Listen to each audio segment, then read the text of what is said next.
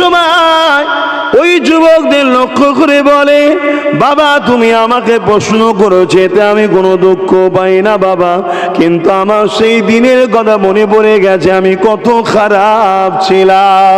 আল্লাহ পাক আমাকে দয়া করে পরিবর্তন করেছে বাবা।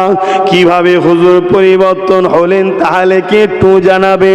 হযরতে মালিক বিন দিনার বলতে লাগলে, বাবা আমি রোজ শরাব পান করতাম, এমনকি রোজার দিন কোনো আমার বন্ধ ছিল না, কিন্তু 27 রমজান কদরের রাত্রিরে আমি যখন শরাব কিনতে যাই, শরাবকে হাতে করে নিয়েছে, প্রকাশ্য খেতে আমার বিবেককে বাধা দিল, কেননা আজকে রাত এমন একটা রাত, এই এক রাত্রির ইবাদতে 100 বছরের ইবাদতের নেকি হয়।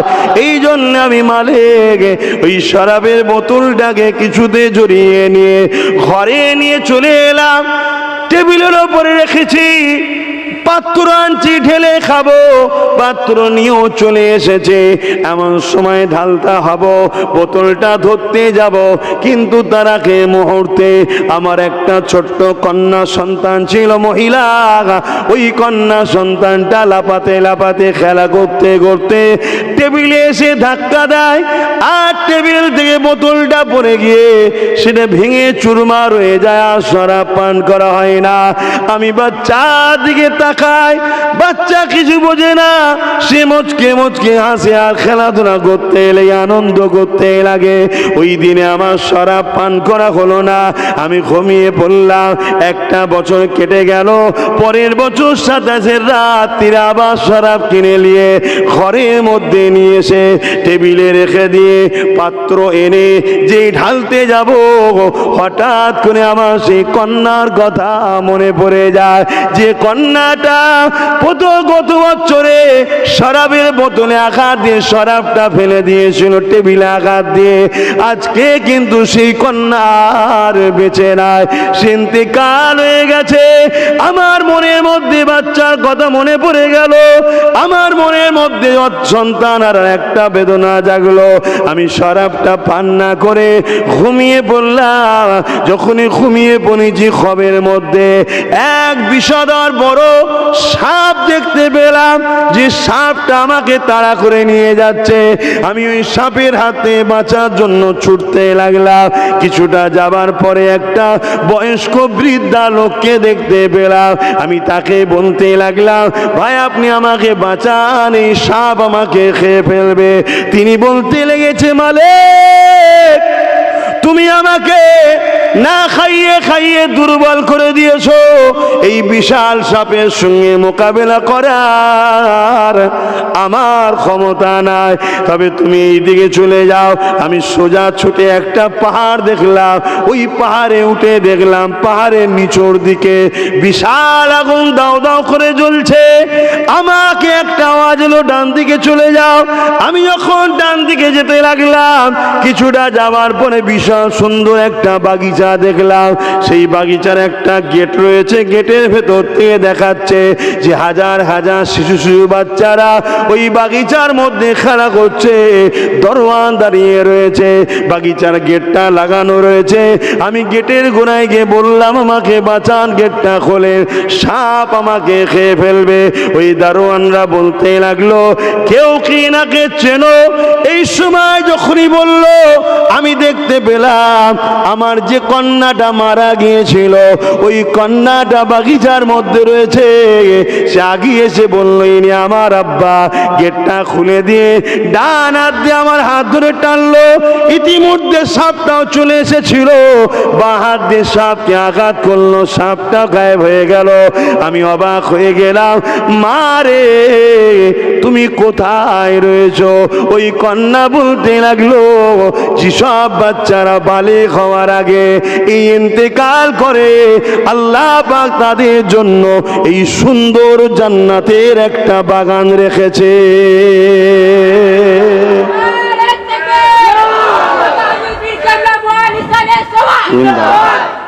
আল্লাহ পাক বললেন, মুসা রে তারা অন্য কেউ নয়, তারা হলো আমার পেয়ারা নবী, নূর নবী মুহাম্মদ রাসূলুল্লাহর উম্মত উম্মতি। আল্লাহ ইয়া রাসূলুল্লাহ। আগের দুটো মুহাম্মদ সাল্লাল্লাহু আলাইহি ওয়াসাল্লাম, যাক ওই দুটো ঠিক আছে, আমারটা নয়। আমার নবীর উম্মতদের কথা আল্লাহ বললেন, তাহলে আমরাই তো সে উম্মত নাকি গো? হ্যাঁ, কত নিয়ামত করেছে আল্লাহ, কত ভালোবেসে আল্লাহ মুসা নবীর কাছে শোনাচ্ছে। হযরত নবী মুসা আলাইহিস সালাম জানতে চাইলেন, ও রব্বি আল্লাহ, বা যদি আপনি একটু আমাকে জানাতেন তারা কিভাবে আপনার সঙ্গে কথা বলবে, তারা কিভাবে আনলিমিটেড কথা বলবে, যেখানে খুশি সেখান থেকে কথা বলতে পারবে। আল্লাহ পাক, আমি আপনার সঙ্গে কথা বলছি, 70,000 নূরের পর্দা আপনারও আমার বীজখানে রয়েছে, সেখানে কোনো পর্দা থাকবে না, পর্দা হাটিয়ে দেওয়া হবে, একেবারে ডাইরেক্ট কথা হবে। আল্লাহ পাক যদি এই বিষয়টা একটু খুলে বলেন। আল্লাহ পাক জানালেন, ও নবী মুসা রে, আমার দোস্ত পেয়ারা নবী নূর নবীর উম্মত উম্মতেরা যখন নামাজে দাঁড়িয়ে যায়, আমি আল্লাহ পাক আমার জন্য তখন আমি 70,000 পর্দাকে সরিয়ে দিই, এবং তারা যখন কোরআন তেলাওয়াত করে, ওটা হলো কালামুল্লাহ, আমার কথা, আমি আল্লাহ আমার সঙ্গে কথা হয়। যতক্ষণ তারা নামাজে দাঁড়িয়ে দাঁড়িয়ে কোরআন তেলাওয়াত করবে, আমি আল্লাহ আমার সঙ্গে তারা কথা বলতে থাকবে।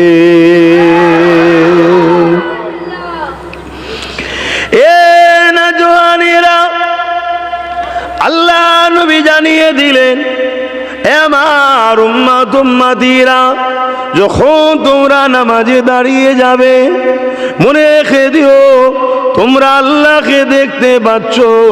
যদি আল্লাহকে দেখতে নাও পাও, মনে রেখে দিও তোমাদের আল্লাহ তোমাকে দেখছে।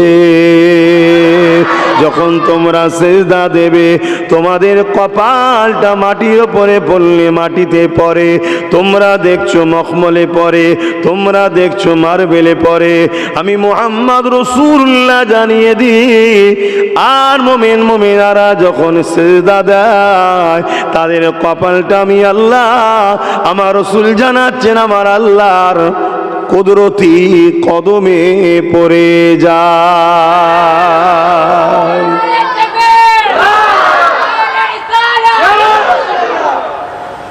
আজ কত সম্মান আমরা পেয়েছি, কিন্তু বড় দুঃখ, খারাপ নেবেন না বলতে হয়, যদি শুনো শুধরে যায়। আমরা নিজেদের আল্লাহ দিয়া নিয়ামতকে নিজেরাই হাতে করেই নষ্ট করছি, আমরা নিজেরাই।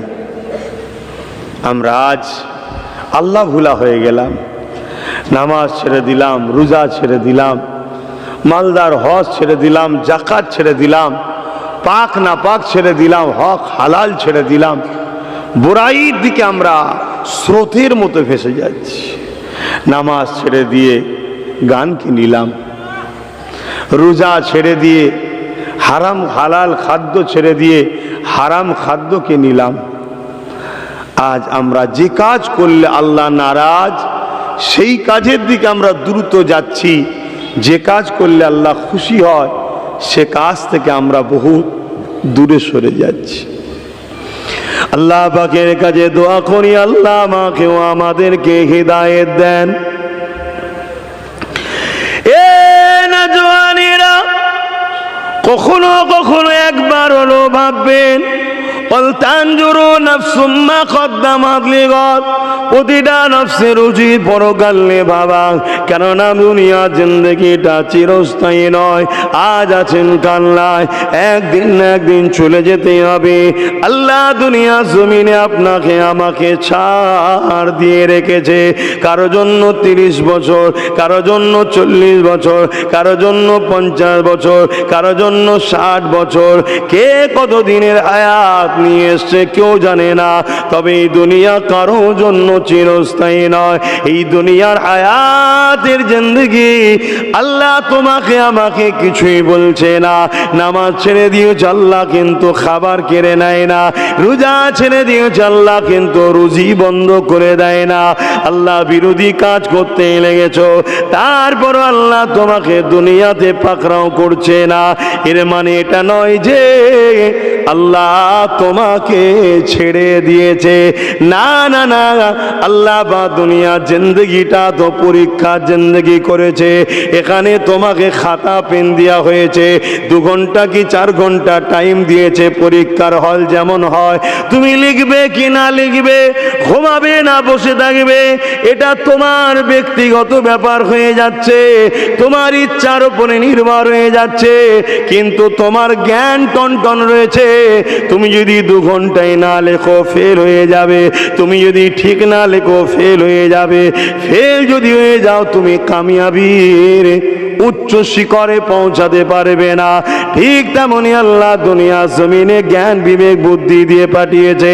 যা তুই দুনিয়ায় নামাজ পড়লে কামিয়াবি, রোজা রাখলে কামিয়াবি, হজ করলে কামিয়াবি, দান খায়রাত করলে কামিয়াবি, যাকাত দিলে কামিয়াবি, গরিবকে ভালোবাসলে কামিয়াবি, মা বাপকে প্যার করলে কামিয়াবি, ন্যায়ের পক্ষে থাকলে কামিয়াবি, ইনসাফের পক্ষে থাকলে কামিয়াবি, মানবতার পক্ষে থাকলে কামিয়াবি, এতিমের পক্ষে থাকলে কামিয়াবি, বিধবার পক্ষে থাকলে কামিয়াবি, অসহায়ের পক্ষে থাকলে কামিয়াবি, ক্ষুধার্তকে খাওয়ালে কামিয়াবি। এক কথাই না, সত্য ইনসাফের পক্ষে।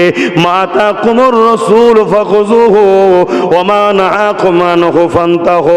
আমার নবী যা আদেশ দিয়েছে সেগুলো মেনে নে। যদি মেনে নিস কামিয়াবি, যদি না মানিস কামিয়াবি নয়। এবারে দুনিয়ায় তুই মানবি কি মানবি না, এটা তোকে আমি ছাড় দিয়ে দিলাম। যখনই মৃত্যুর ঘন্টা পড়ে যাবে, খাতা বন্ধ হয়ে যাবে। দুনিয়ায় খাতায় না লিখলে ফেল হবে, পরের বছর আবার সুযোগ পাবি, কিন্তু মনে রাখবি খাতা কখনো পাবি না। সম্মান ফেকা ওখরা ফাইজা হুম কিয়ামুন ইয়ানজিরুন। ময়দানে মাশরে যেদিন উঠানো হবে, সেই দিন তোর হাতে খামননামা দেওয়া হবে।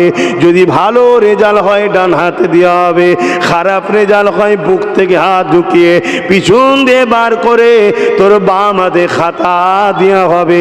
সেই দিন যারা ভালো রেজাল্ট করবে, অর্থাৎ নবীর হায় হ্যাঁ নবীর নাই না বলবে, ওই দিনে তারা আস্তে আস্তে আল্লাহর জান্নাতে চলে যাবে।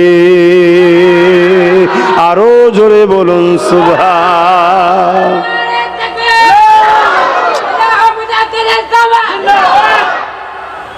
আজ যারা উল্টোটা করবি, আমার নবীর নাই না না বলে, নবীর হায় হ্যাঁ না বলে উল্টো যদি করিস, ছাড় দুনিয়া। তুই নামাজ পড়বি নি, তুই বুঝবি। দুনিয়ায় তোকে আমি ধরবো না। রোজা রাখবি না, ধরবো না। হজ করবি না, ধরবো না। কিন্তু হ্যাঁ, যাদেরকে আল্লাহ খুব ভালোবাসে, হয়তো কোনো কারণে বান্দা ভুল দিকে চলে গেছে, আল্লাহ তাকে সতর্ক করার জন্য একটু টাচ দেয়, হালকা লাড়িয়ে দেয়। ওটা ধরা বলে না, যেটাকে আমরা গজব বলি, যে আল্লাহর গজবে পড়ে গেছে। আল্লাহর গজব কি জিনিস, আল্লাহ গজব দেয় না। একটু শুধু টাচ দেয়, ধরিয়ে দেয়, যাতে করে বান্দা তার ভুলটা বুঝে তওবা করে শুধরে যায়। কিন্তু কিছু লোক আছে টাচ পাওয়ার পরও এত গাফিল, এত উদাসীন, তারা বুঝতেই পারে না পাপ আর পাপ করেই যাচ্ছে, ভুল করেই যাচ্ছে। তারা কিন্তু পরকালে জাহান্নামে যাবে। আবার এই যে জান্নাত জাহান্নামের কথা বলা হয়, এতেও আবার সমাজে অনেক আপত্তি আজকাল শুরু হয়েছে, তাই তো নাকি গো? উলামারা বলছে, উলামারা, আমি জানি না তারা কেমন উলামা, সাজা উলামা আর না হাকিকাতে উলামা আমি জানি না, কিন্তু সমাজ তো বলছে উলামা। তারা বলছে কে জান্নাতি কে জাহান্নামী সব বিষয়ে বলা যাবে না, আল্লাহ জানে। অ্যাকচুয়ালি এই জান্নাত জাহান্নামের বিষয়টা সর্বপ্রথম উত্তরপ্রদেশের সরকার বলেছিল। আপনারা খবর রাখেন কি জানি না, উত্তরপ্রদেশের সরকার বলেছিল জান্নাত জাহান্নাম বলে কিছু নেই। শুনছেন তো নাকি? সেইটাকে ঘুরিয়েই আজকালকার বলা হচ্ছে কে জান্নাতি কে জাহান্নামী, তার মানে নেই, সব বলা যাবে না, এটাই মূলত লক্ষ্য। আপনারা কি বলছেন? আল্লাহ কোরআনে জানিয়েছে না জানায়নি? নবীর হাদিসে আছে না নাই? বাস, সারাদিন জীবনটা সুদ খেয়ে কাটাবে, সারা জীবনটা অন্যায় করে কাটাবে, সারা জীবনটা দিনের বিরুদ্ধে কাটাবে, সারা জীবনটা রাসূলুল্লাহর গোস্তাখি শুনে কাটাবে, সারা জীবনটা ওলি আল্লাহদের বিদ্বেষী হয়ে কাটাবে। মনে রাখবেন, এদের জন্যই তো আল্লাহ জাহান্নাম রেখে দিয়েছে। কেননা হাদিসে কুরসির মধ্যে আল্লাহ জানায়, যারা আমার পেয়ারা বন্ধু ওলিদের সঙ্গে দুশ্মনী রাখবে, বুগজ রাখবে, আমি আল্লাহ কিয়ামতের দিনে তাদের সঙ্গে যুদ্ধ করব, তারা যেন তৈরি হয়ে আসে। আল্লাহ কি জান্নাতীদের সঙ্গে যুদ্ধ করবে মনে হয়? এ নওজওয়ানেরা, ভুল করার পরও যদি কেউ নত স্বীকার করে নেয়, আল্লাহ নবী জানিয়ে দিলেন তার মধ্যে ঈমান রয়েছে। সাহাবা হুজুররা বসে রয়েছেন, আল্লাহ নবী ঈমানের কথা বলতে লেগেছে। ওই সময় সাহাবা হুজুররা বলতে লাগলেন, ইয়া রাসূলুল্লাহ, হাবিবাল্লাহ, ঈমান আছে না নাই বুঝবো কি করে? আল্লাহ নবী জানিয়ে দিলেন, কোনো একটা ব্যক্তি অন্যায় কাজ করতে লেগেছে, তাকে কেউ যদি বলে বা তার কানে যদি খবরটা আসে এই কাজটা তুমি অন্যায় করছো, সে যদি ওই কথাটা শোনার পরে যদি অনুতপ্ত হয়, নিজে থেকে যদি অনুশোচন হয়, না আমি এটা সত্যি অন্যায় করে ফেলেছে, এই অনুতপ্ত যার মধ্যে আছে সে যদি গুনাহগার হয় কিন্তু সে বেঈমান নয়। এই অনুশোচন যতক্ষণ থাকবে, এই অনুতপ্ত যতক্ষণ থাকবে, এর মানে হলো তার মধ্যে ঈমান এখনো বাকি আছে। আর শোনার পরে যদি বলে সব রাখতো, সব রাখতো, শুনছেন তো? তাহলে ভুল মানুষের হয়ে যায়। আল্লাহ চাই বান্দা তুই ভুল করে সিনাজুরি করিস না, যেটা প্রবাদ বাক্য আমাদের আছে, যে ভাষাটা বললে আপনারা বুঝবেন। তুই ভুল করে ফেলেছিস বান্দা, তুই নত হ, তুই হিকায়তি করিসনি, গাইজুয়ারি দেখাসনি, তুই নত হ, অনুতপ্ত হ। মানুষের কাছে তোকে হতে বলছি না, কমসে কম আমি আল্লাহ আমার কাছে হ, আমার কাছে হ। এ নওজওয়ানেরা, তবে এখানে একটা মশলা জেনে নেন, কেউ যদি প্রকাশ্য কোনো কুফরি করে, কেউ যদি প্রকাশ্য কোনো শিরকি করে, কেউ যদি প্রকাশ্য কোনো পাপ করে, কেউ যদি প্রকাশ্য কোনো অন্যায় করে, এই অন্যায় তওবা আপনাকে প্রকাশ্য করতে হবে। আপনি প্রকাশ্য কুফরি করলে, আপনি প্রকাশ্য কুফরি বক্তব্য দিলে, আপনি প্রকাশ্য শিরকের কাজের সঙ্গে জড়ালে, আপনি প্রকাশ্য শিরকি কথা বললে, এর তওবা আপনাকে প্রকাশ্যই করতে হবে। কলেমা রুদ্ধ কফুর আপনাকে প্রকাশ্য পরি তওবা করতে হবে। এ নওজওয়ানেরা, আর আপনি যদি গোপনে কোনো অন্যায় করেন, গোপনে যদি কোনো পাপ করে ফেলে, গোপনে কোনো যদি অন্যায় হয়ে যায়, ওটা আপনাকে গোপনে গোপনে আল্লাহ পাকের কাছে ক্ষমা চেয়ে নিতে হবে। এ যুবকের, আমার আল্লাহ কতটা ভালোবাসে। তুমি আমি যখন অন্যায় করি, তুমি আমি যখন আল্লাহর রাস্তা থেকে দূরে সরে যে কোনো পাপ অন্যায় অত্যাচারের রাস্তায় চলে যায়, খারাপ রাস্তায় চলে যায়, আমার আল্লাহ তোমাকে আমাকে লক্ষ্য করে ডাকে, বান্দা আমার দিকে ফিরে আয়। ওরে আমার বান্দারে, জমিন আমার, আসমান আমার, চাঁদ আমার, সূর্য আমার, আমি আল্লাহ তোকে আশরাফুল মখলুকাত বানালাম, আমি আল্লাহ তোকে মানুষ বানালাম, আমি আল্লাহ তোকে উম্মতে মুহাম্মাদি বানালাম, আমি আল্লাহ তোকে আসমানি শ্রেষ্ঠ গ্রন্থ কোরআন দিলাম, আমি আল্লাহ আল্লাহ তোকে বাপ দিলাম, মা দিলাম, আমি আল্লাহ তোকে দুটো চোখ দিলাম, দুটো কান দিলাম, আমি আল্লাহ দুটো পা দিলাম। ওরে আমার বান্দারে, আমি আল্লাহ তোকে জবানে কথা দিলাম। এই কথা নিয়ে বান্দারে তুই একে অপরকে মনের দুঃখের কথা ভাব প্রকাশ করতে পারছে, প্রয়োজনের কথা বলতে পারছে। এ আমার বান্দা বান্দি, কিন্তু আবার তুই আমার দিয়া পা দিয়ে হারাম রাস্তায় কেন যাচ্ছে, অন্যায় দিকে কেন যাচ্ছে? বান্দারে যাস না, আয় ফিরে আয়, তওবা কর।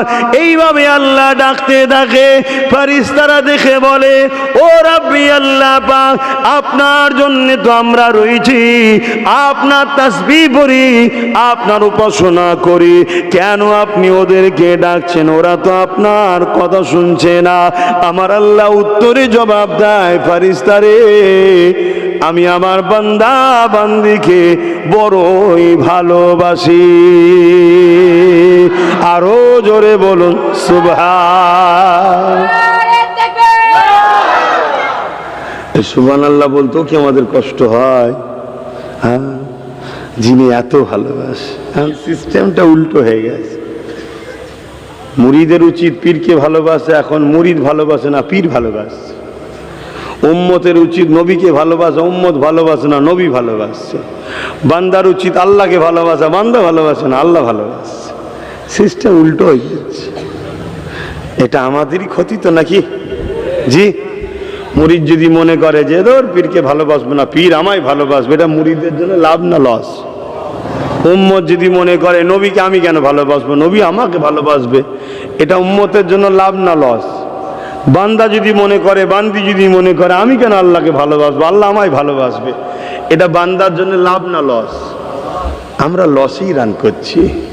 আসুন তওবা করি, পরিবর্তন হই। কেন আল্লাহ ছাড় দিয়েছে, ছেড়ে দেয়নি, সুযোগ দিয়েছে। বান্দা যা, হায়াতের জিন্দেগি পর্যন্ত তোকে আমি ছেড়ে দিলাম, তুই যা। যদি আমায় ভালোবাসিস জমিনের ওপরে, তাহলে আমি তোকে ময়দানে মাহশরে সব বিপদ মুক্ত করে আমি তোকে জান্নাত দেবো। জোরে বলুন সুবহানাল্লাহ। যে ময়দানে মাহশর হযরতে জিবরাইল আলাইহিস সালামকে আল্লাহ বা বলবে, জিবরাইল আমার জাহান্নামকে নিয়ে এসে আমার আরশের পাশে বেঁধে দাও। হযরতে জিবরাইল আলাইহিস সালাম চলে যাবেন, আল্লাহ পাকের জাহান্নামকে বাঁধার জন্য 70,000 জিনজিল নিয়ে যাবে। এক একটা জিনজিলে 70,000 করে ফেরেশতা ধরে রাখবে। শুনছো যুবকরা? একটু ভুলে যেও না এই কথাগুলো বাপের সময়। এ নওজওয়ানেরা, 70,000 জিনজিল দিয়ে জাহান্নামকে বাঁধাবে।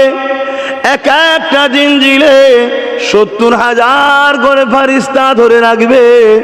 জাহান্নামকে তথাপিও ধরে রাখতে পারবে না। জাহান্নাম লম্বা লম্বা আগুনের শিখা বার করে, ঘরে যখন আগুন জ্বলে দেখবেন সরু সরু লম্বা লম্বা শিখা বাহির হয়, দেখেন তো নাকি? এ যুবকেরা, তরুণেরা, দুনিয়ার আগুন জাহান্নামের আগুনের কাছে বরফের নাই ঠান্ডা। ওই আগুন আর এক আগুন আসমান জমিনের থেকেও বেশি পার্থক্য। সেই জাহান্নামের আগুনকে বাধা হবে 70,000 জিনজিল দিয়ে বেঁধে জাহান্নামকে টেনে টেনে টেনে টেনে নিয়ে আসা হবে। এক একটা জিনজিলে 70,000 করে ফেরেশতা ধরে থাকবে। জাহান্নামকে ধরে রাখতে পারবে না। জাহান্নাম লম্বা লম্বা শিখা বার করে মানুষকে ধরতে যাবে, মানুষের দিকে তেরে তেরে যাবে। খোদার তো জাহান্নাম আগিয়ে আগিয়ে যাবে। এই অবস্থা দেখে হযরত জিবরাইল আলাইহিস সালাম চিৎকার দিয়ে আওয়াজ দিয়ে বলবে, আল্লাহর জাহান্নাম উম্মতে মুহাম্মাদির দিকে তেরে তেরে যাচ্ছে। আরে মদিনাওয়ালা, কামলিওয়ালা, রহমতুল্লাহ দয়ার নবী আমার সঙ্গে সঙ্গে এই খবরটা যখনই পেয়ে যাবে, নবী আমার আল্লাহ পাকের আরশে আজিমের উপরে সম্মানীয় মাকামে বসে থাকবে, ওখান থেকে নবী আমার নিচুই নেবে এসে মাকামে মাহমুদ বলে একটা জায়গা আছে, হামদের জায়গা, প্রশংসার জায়গা, তারিফের জায়গা। ওই জায়গাতে আল্লাহকে সিজদায় পড়ে গিয়ে নবী আমার এত তারিফ করবে আল্লাহ, এত গুণগান গাইবে আল্লাহ, এত প্রশংসা করবে আল্লাহ, ইতি পড়বে আমার আল্লাহ পাকের এত তারিফ এত প্রশংসা কেউ করেনি। আল্লাহ খুশি হয়ে যাবে, দয়ার আল্লাহ পাক খুশি হয়ে যাবেন। এটা হচ্ছে কবে? 50,000 বছর পর। কিয়ামত বিচারের দিন যেদিন হবে সেই দিন শুরু থেকে 50,000 বছর পর। আর এই 50,000 বছরটা কোন জায়গায় দাঁড়াতে হবে জানেন তো? আল্লাহ আমাকে মাফ করে দেন, আল্লাহ আল্লাহ আমাদেরকে মাফ করে দেন, বলুন আমিন। ওফ, কেউ ছাড়া পাবো না, আল্লাহ যদি ধরে বাস মাফের আশায় আমরা আছি। দাদা হুজুর পীর কেবলা বলতেন যে কোরআনে যদি ওই আয়াতটা না থাকতো, লা তাকনাতু মির রাহমাতিল্লাহ, আমি আবু বকর তাহলে বুকটা ফেটে মারা যেতাম। তারা তো আমাদের থেকে বেশি আরো আল্লাহকে চেনে, আল্লাহকে ভয় করে। আল্লাহ কোরআনে বলেছেন আলেমরা বেশি আল্লাহকে ভয় করে। কেন? আলেমরা জাননেওয়ালা, তারা আল্লাহ সম্বন্ধে জানে তাই। তবে আবার আলেম বাপ দু ধরনের। আমাকে সব কথা একটু খুলে বলে ফেলি বলে অনেকে গালিগালাজ করে, যে চেপে চেপে কথা বলতে পারেন না। চেপে চেপে যে কথা বলবে কিয়ামতের দিন আল্লাহ তারকে বেউজ্জতি করে, বোবা শয়তান করে আল্লাহ কিয়ামত দিন তুলবে। তাই একটু হক কথা তো বলতেই লাগে। আলেম আবার দুই ধরনের, একটা রহমানি আলেম, একটা শয়তানি আলেম। দুজনকে দেখতে এক, দুজনের কিতাবের জ্ঞান, কোরআনের জ্ঞান পেয়েছে, দুজনেই হাদিসের জ্ঞান পেয়েছে, দুজনেই দ্বীনি জ্ঞান পেয়েছে। কিন্তু একজন জ্ঞান পেয়ে রহমানের জন্য খরচ করে রহমানের রাস্তায়, আর একজন জ্ঞান পেয়ে দুনিয়া তাগুদি শক্তির দলদাস হয়ে তাদের দালালি করে তাদের জন্য এলেম খরচ করে। কিছু বুঝাতে পারছি? দুটো ধরনের উলামা আছে। তো যারা হক উলামা তারা আল্লাহকে সব থেকে বেশি ভয় করে। আর আল্লাহকে যারা ভয় করে, আলিমান খাফা মাকাম রাব্বিহি জান্নাতান। এ নওজওয়ানেরা, আমার আল্লাহকে যারা ভয় করে, সূরা রহমানে আল্লাহ জানিয়ে দিলে আমার আল্লাহ তাদের জন্য দুটো দুটো জান্নাত দেবে। একটা জান্নাত এই জমিন আসমানের বীজখানে যে বিশাল জায়গা, জমিন আসমানের বীজখানে যে বিশাল জায়গায় পৃথিবী, এরকম বড় বড় একটা জান্নাত। জোরে বলুন সুবহানাল্লাহ। এখন টেকনোলজির ছেলে, উন্নত সমাজ, উন্নত যুগের ছেলে, কি গো বিশ্বাস করো তো নাকি?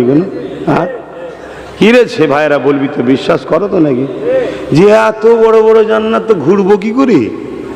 হ্যাঁ, এত বড় বড় জান্নাত তো তাহলে ধরবে কোথায়? এসব ভাবছেন নাকি? তো এইটা কে তৈরি করেছে? তো যে এরকম একটা বানাতে পারে, সে এরকম যত খুশি ততটা বানাতে পারে না? পারে না? আল্লাহর জন্য বানাতে সময় লাগে? আল্লাহ পাককে শুধু বলেন কুন, কাফ নুন কুন, তার মানে হো যা, ফায়াকুন, সঙ্গে সঙ্গে হয়ে যায়। জোরে বলুন সুবহানাল্লাহ। এই যে পৃথিবী দেখছেন, এই পৃথিবীটা প্রথম আসমানের কাছে একটা ছোট্ট ফুটবলের থেকেও ছোট। বলুন সুবহানাল্লাহ। প্রথম আসমানটা এত বড়। প্রথম আসমান থেকে দ্বিতীয় আসমান কতটা? জমিন থেকে প্রথম আসমান যতটা। আবার দ্বিতীয় আসমান থেকে তৃতীয় আসমান কতটা? প্রথম থেকে জমিন থেকে দ্বিতীয় আসমান যতটা ততটা। দ্বিতীয় আসমান থেকে তৃতীয় আসমান কতটা? জমিন থেকে তৃতীয় আসমান যতটা ততটা। তৃতীয় থেকে চতুর্থ কতটা, এইভাবে বাড়তে বাড়তে সপ্তম আসমান, তারপরে হবে সিদরাতুল মুনতাহা। সিদরাতুল মুনতাহায় কে থাকে? হাজরাতে বলবেন তো, নবীর আশিকদের ঘরে বড় ভালোবাসে যিনি, হাজরাতে জিবরাইল আলাইহিস সালাম। সিদরাতুল মুনতাহা যেটা আছে সেটা কতটা, জমিন থেকে সপ্তম আসমান যতটা, সপ্তম আসমান থেকে সিদরাতুল মুনতাহা ততটা। জোরে বলুন সুবহানাল্লাহ। এরপরে আরো অনেক আছে, এরপরে আরো আছে অনেক উপরে। তারপরে তো আল্লাহর আরশ, তারপরে আবার লামাকান, যেখানে কোনো ওয়াক্ত নাই, কাল নাই, টাইম নাই, কিছু নাই। কথা বুঝে আসছে? অত ডিপে ঢুকলে আবার এটাও থাকবে না, আউট হয়ে যাবে, এই পর্যন্তই থাকেন। তো সেই জায়গায় আমার আল্লাহ পাক এই পৃথিবীর ন্যায় কয়েক লক্ষ কোটি মিলিয়ন গ্যালাক্সি তৈরি করে রেখেছেন। জোরে বলুন সুবহানাল্লাহ। যারা আল্লাহকে ভয় করে আল্লাহ তাদেরকে দুটো দুটো জান্নাত দেবে। একটা একটা জান্নাত জমিন আসমানের এই ফাঁকা যে জায়গা বিশাল, এই বিশাল বিশাল জান্নাত। হযরত জিবরাইল আলাইহিস সালাম আল্লাহকে বলেছিলেন, ও রব্বি আল্লাহ, আপনার জান্নাত তো ঘুরতে গেলাম, ঘুরে দেখলাম বিশাল জান্নাত। এই বিশাল জান্নাত গুলো আপনার বান্দা বান্দিরা কি করে ঘুরবে? বিশাল জান্নাত তো কি করে ঘুরবে এত বড় জায়গা? আল্লাহ পাক বলেছিলেন, ও হযরত জিবরাইল, দুনিয়া জমিনে চলে যান, গিয়ে মদিনা নববী শরীফে বেরোবেন, দাঁড়াবেন গেটের গোড়ায়, বাবে জিবরাইলে দাঁড়াবেন। সবাই যখন মদিনা নববী শরীফ থেকে বেরিয়ে যাবে, শুধু শেষে এক ব্যক্তি বেরোবে, এমন করে দাঁড়িয়ে, চুলগুলো পাকা পাকা রয়েছে। তিনাকে জিজ্ঞাসা করবেন সালাম দিয়ে, যেই মুহূর্তে জিবরাইল আলাইহিস সালাম কোথায়? এ জিবরাইল, আমার বান্দা বান্দি আমার এই বিশাল জান্নাতে কি করে ঘুরবে? এর জবাব আমি পরে দিচ্ছি। জিবরাইল আলাইহিস সালাম চলে এলেন, মানুষের দৌড়াদৌড়ে এমন করে মদিনার দরবারে দাঁড়িয়ে আছে। একের পর এক নামাজিরা বাহির হয়ে গেল, শত শেষে বেরোলেন হযরত আবু বকর সিদ্দিক রাদিয়াল্লাহু তাআলা। তিনাকে জিজ্ঞাসা করা হলো সালাম দিয়ে, এ হযরত আবু বকর সিদ্দিক, আপনি কি বলতে পারেন এই মুহূর্তে জিবরাইল সাল্লাম কোথায়? হযরত আবু বকর সিদ্দিক চোখটা একবার বন্ধ করলেন, আবার খুললেন, সঙ্গে সঙ্গে বলতে লাগলেন, এ জিবরাইল, অন্য কোন জায়গায় এখন নাই, আমার সামনে যিনি দাঁড়িয়ে আছেন আপনি হলেন জিবরাইল।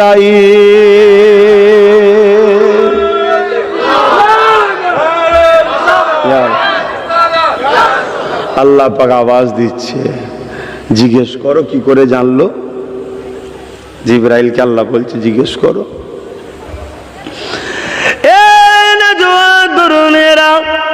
হযরত আবু বকর সিদ্দিক জিজ্ঞাসা করলেন, কি করে আপনি বুঝতে পারলেন আমি জিবরাইল? হযরত আবু বকর সিদ্দিক বলতে লাগলেন, যখনই আপনি প্রশ্ন করলেন, আমি প্রথমে আপনার সিদরাতুল মুনতাহা যেখানে জিবরাইল থাকে ওই জায়গাকে দেখলাম, নেই। সমস্ত জান্নাত গুলো ঘুরে দেখলাম, নেই। জমিন গুলো ঘুরে দেখলাম, নেই। সাততম জমিনের নিচেও পর্যন্ত দেখলাম, নেই। দুনিয়া ঘুরে কোনো জায়গায় যখন দেখতে পেলাম না, তখন আমার মনের মধ্যে উদিত হলো সামনে যিনি ইনিকে। তখন আপনার দিকে যখন কলবের চোখ দিয়ে যখন দেখলাম একে চন্দ্র দুয়ে পক্ষ তিনে নেত্র, ওই সময় আল্লাহ আমাকে দেখিয়ে দিলেন আপনি হলেন জিবরাইল। আমার আল্লাহ আওয়াজ দিয়ে বলে দিলেন, এ জিবরাইল রে, আমার যে বান্দা কোন জমিনে থেকে এক মুহূর্তের মধ্যে সিদরাতুল মুনতাহার খোঁজ নেয়, এক মুহূর্তের মধ্যে কুল কায়নাত এবং জমিন সাততম খোঁজ নিয়ে নেয়, আমি আল্লাহ যাদেরকে জান্নাতি করব, এক মুহূর্তে জান্নাতের ইমাতা থেকে উমাতায় যাবার পর্যন্ত ক্ষমতা আল্লাহ দিয়ে দেব। আরো জোরে বলুন সুবহান।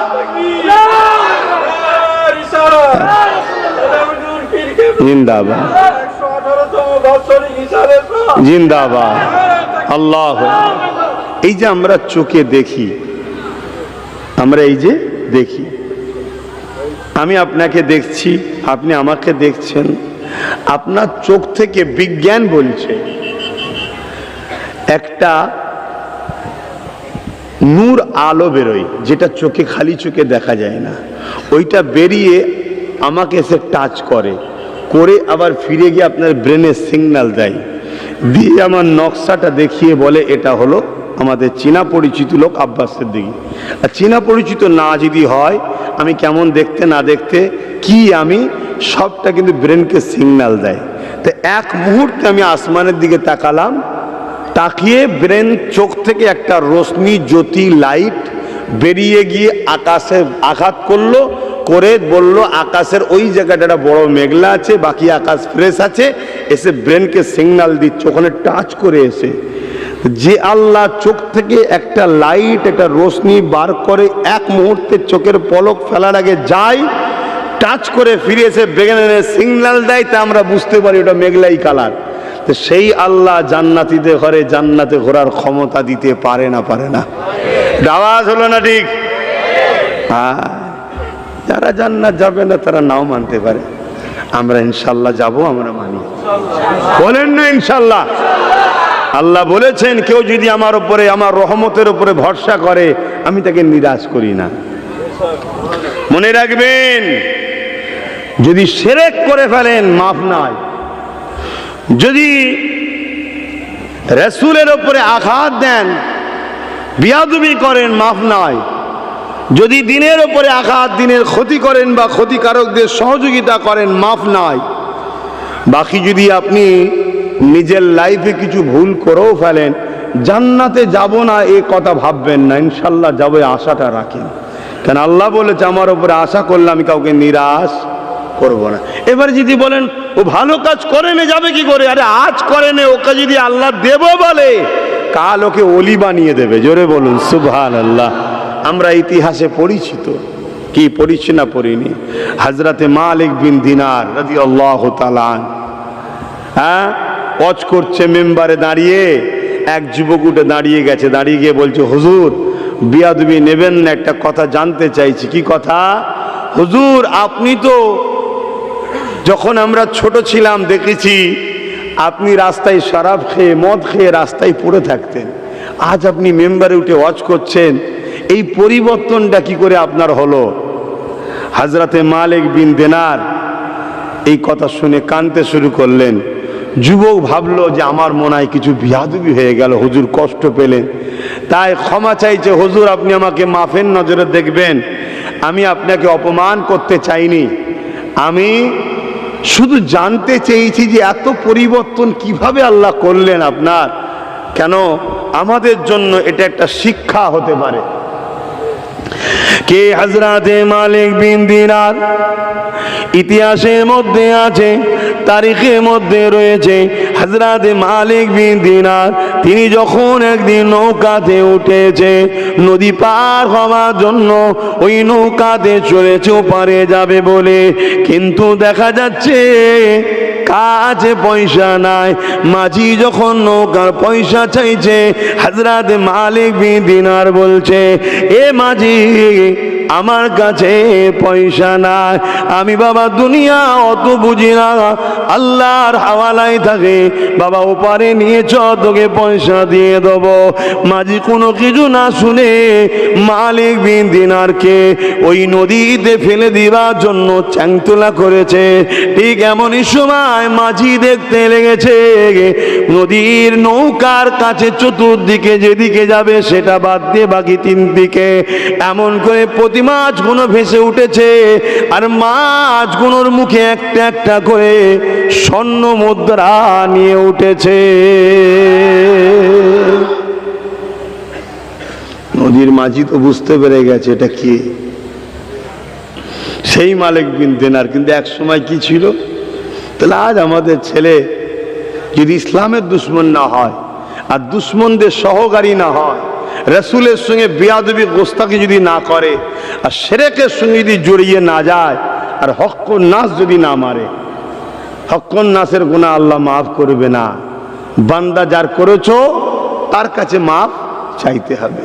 তাহলে আল্লাহ পাক রহমান ও রহিম, তিনি ওয়াদা করেছেন মাফ করবেন। জোরে বলুন সুবহানাল্লাহ।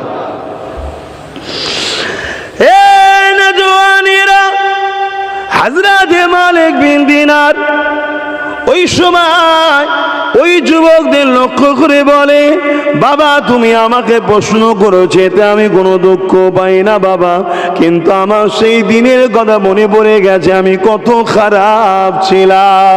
আল্লাহ পাক আমাকে দয়া করে পরিবর্তন করেছে বাবা। কিভাবে হুজুর পরিবর্তন হলেন তাহলে কি একটু জানাবে?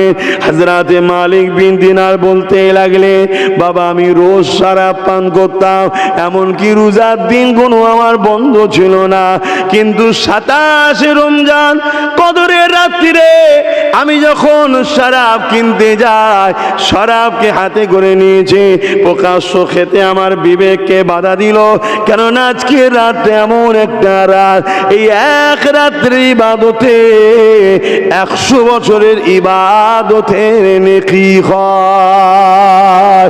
এই জন্য আমি মালিক ওই শরাবের বোতলটাকে কিছুতে জড়িয়ে নিয়ে ঘরে নিয়ে চলে এলাম, টেবিলের ওপরে রেখেছি, পাত্র আনছি ঢেলে খাবো, পাত্র নিয়েও চলে এসেছে, এমন সময় ঢালতে হব, বোতলটা ধরতে যাব, কিন্তু তার আগে মুহূর্তে আমার একটা ছোট্ট কন্যা সন্তান ছিল মহিলা, ওই কন্যা সন্তানটা লাপাতে লাপাতে খেলা করতে করতে টেবিলে এসে ধাক্কা দেয়, আর টেবিল থেকে বোতলটা পড়ে গিয়ে সেটা ভেঙে চুরমার হয়ে যায়, আর শরাব পান করা হয় না। আমি বাচ্চার দিকে তাকাই, বাচ্চা কিছু বোঝে না, সে মুচকে মুচকে হাসে আর খেলাধুলা করতে লাগে, আনন্দ করতে লাগে। ওই দিনে আমার শরাব পান করা হলো না, আমি ঘুমিয়ে পড়লাম। একটা বছর কেটে গেল, পরের বছর 27 রাত্রিরে আবার শরাব কিনে নিয়ে ঘরের মধ্যে নিয়ে এসে টেবিলে রেখে দিয়ে পাত্র এনে যেই ঢালতে যাব, হঠাৎ করে আমার সেই কন্যার কথা মনে পড়ে যায়, যে কন্যাটা গত বছরে শরাবের বোতলে আঘাত দিয়ে শরাবটা ফেলে দিয়েছিল, টেবিলে আঘাত দিয়ে, আজকে কিন্তু সেই কন্যার বেঁচে নাই, সে ইন্তেকাল হয়ে গেছে। আমার মনের মধ্যে বাচ্চার কথা মনে পড়ে গেল, আমার মনের মধ্যে সন্তান আর একটা বেদনা জাগলো। আমি শরাবটা পান না করে ঘুমিয়ে পড়লাম। যখনই ঘুমিয়ে পড়েছি, খবের মধ্যে এক বিষধর বড় সাপ দেখতে পেলাম, যে সাপটা আমাকে তাড়া করে নিয়ে যাচ্ছে। আমি ওই সাপের হাতে বাঁচার জন্য ছুটতে লাগলাম। কিছুটা যাবার পরে একটা বয়স্ক বৃদ্ধা লোককে দেখতে পেলাম। আমি তাকে বলতে লাগলাম, ভাই আপনি আমাকে বাঁচান, এই সাপ আমাকে খেয়ে ফেলবে। তিনি বলতে লেগেছে, মালিক তুমি আমাকে না খাইয়ে খাইয়ে দুর্বল করে দিয়েছো, এই বিশাল সাপের সঙ্গে মোকাবেলা করার আমার ক্ষমতা নাই, তবে তুমি এই দিকে চলে যাও। আমি সোজা ছুটে একটা পাহাড় দেখলাম, ওই পাহাড়ে উঠে দেখলাম পাহাড়ের নিচের দিকে বিশাল আগুন দাও দাও করে জ্বলছে। আমাকে একটা আওয়াজ এলো, ডান দিকে চলে যাও। আমি যখন ডান দিকে যেতে লাগলাম, কিছুটা যাওয়ার পরে বিশাল সুন্দর একটা বাগিচা দেখলাম। সেই বাগিচার একটা গেট রয়েছে, গেটের ভেতর থেকে দেখাচ্ছে যে হাজার হাজার শিশু শিশু বাচ্চারা ওই বাগিচার মধ্যে খেলা করছে। দরওয়ান দাঁড়িয়ে রয়েছে, বাগিচার গেটটা লাগানো রয়েছে। আমি গেটের গোড়ায় গিয়ে বললাম, আমাকে বাঁচান, গেটটা খোলেন, সাপ আমাকে খেয়ে ফেলবে। ওই দারোয়ানরা বলতে লাগলো, কেউ কি নাকে চেনো? এই সময় যখনই বলল, আমি দেখতে পেলাম আমার যে কন্যাটা মারা গিয়েছিল, ওই কন্যাটা বাগিচার মধ্যে রয়েছে। সে আগিয়ে এসে বলল, ইনি আমার আব্বা। গেটটা খুলে দিয়ে ডান হাত দিয়ে আমার হাত ধরে টানলো। ইতিমধ্যে সাপটাও চলে এসেছিল, বাঁ হাত দিয়ে সাপকে আঘাত করলো, সাপটা গায়েব হয়ে গেল। আমি অবাক হয়ে গেলাম, মা রে তুমি কোথায় রয়েছো? ওই কন্যা বলতে লাগলো, যেসব বাচ্চারা বাচ্চারা বালিগ হওয়ার আগে এই ইন্তেকাল করে, আল্লাহ পাক তাদের জন্য এই সুন্দর জান্নাতের একটা বাগান রেখেছে।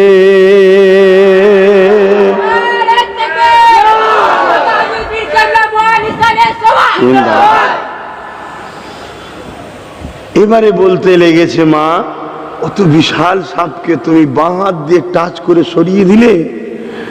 কন্যা বলতে লেগেছে, আব্বা আপনার যে রাস্তায় বুড়ো বয়স্কর সঙ্গে দেখা হয়েছিল ওটা কে জানেন? এই সাপটা কে জানেন? আর যে আগুনটা দেখছেন ওটা কে জানেন? আমি বললাম, না মা জানি না।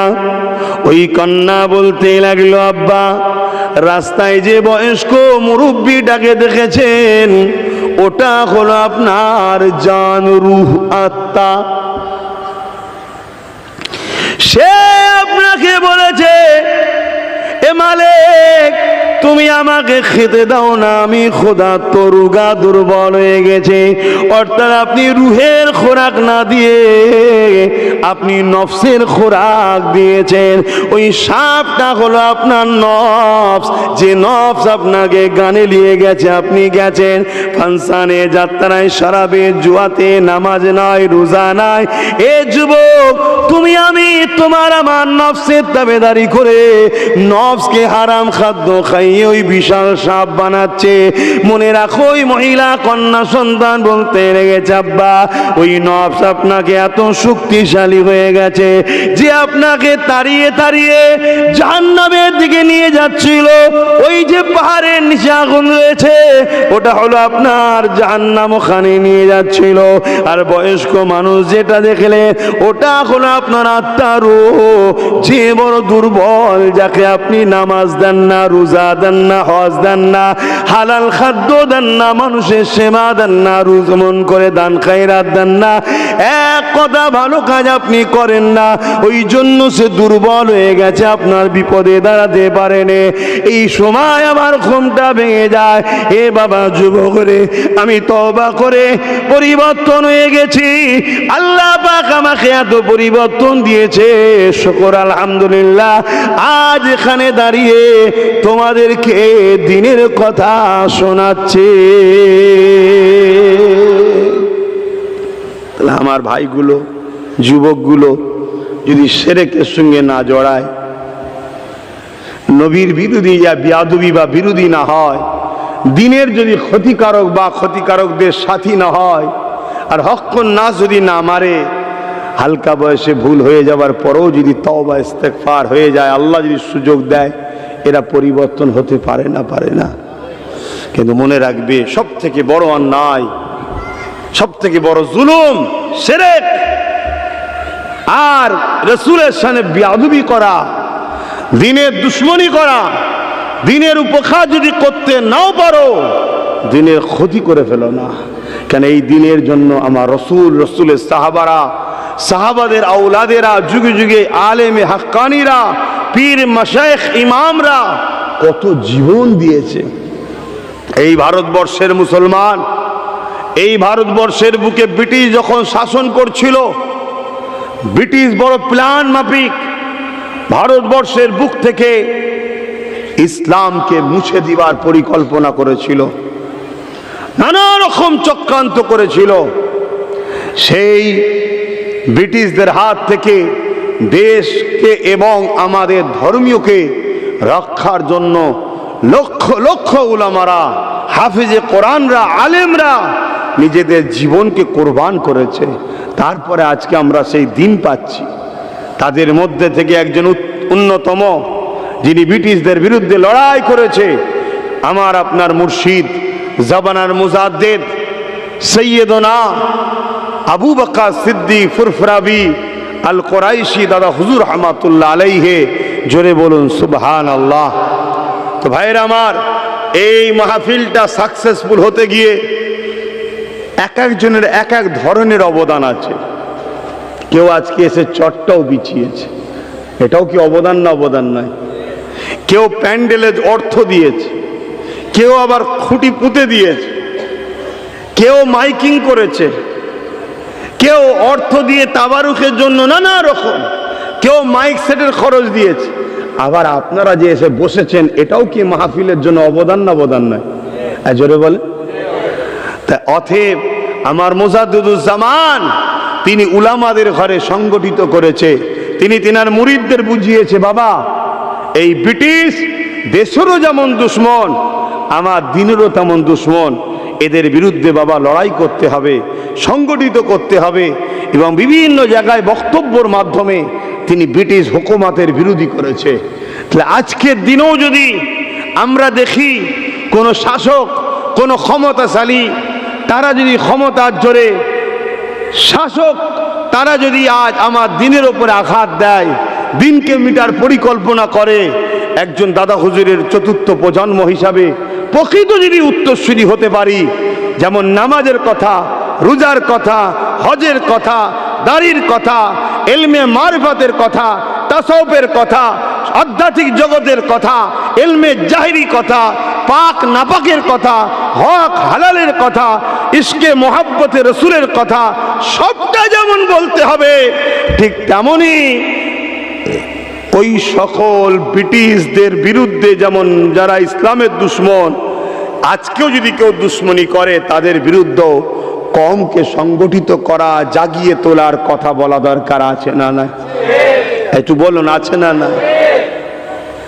বড় দুঃখের বিষয়, আজ আমাদের কাছে শুধু দস্তখান বিছিয়ে খাওয়া সুন্নতটাই আছে, আর মাথায় দাড়িতে কাকুই দেওয়া সুন্নত আছে। কি এর থেকেও বড় সুন্নত হলো জুলুমকে খতম করে ইনসাফ ইনসানিয়াতকে প্রতিষ্ঠিত করা হলো আমার নবীর সুন্নাত। জোরে বলুন সুবহানাল্লাহ। ওই সুন্নত ছেড়ে দিয়েছি, ওই সুন্নত ছেড়ে দিয়েছি। আর মাফ করবেন, বড় দুঃখ লাগে, দাদা হুজুরের বাগান, বিশাল বাগান, এই বাগানের শেষ নাই। আর এই বাগান আজ কত আগাছা, কত রকম কিছু গজিয়ে গজিয়ে গজিয়ে অরিজিনাল গাছের ফল নষ্ট করছে। সেদিকে কিন্তু দাদা হুজুরের আমরা যারা ভালোবাসার অনুসারী, অনুগামী, আমি হই, আপনি হই, আর যে এক্স হয়, জেড হই, আমাদের কিন্তু সেদিকে খোঁজ নাই, আমাদের সেদিকে খেয়াল নাই। আমাদের খেয়াল কে আমাকে কি দেবে দেখো, এইদিকে এখন বেশি খেয়াল।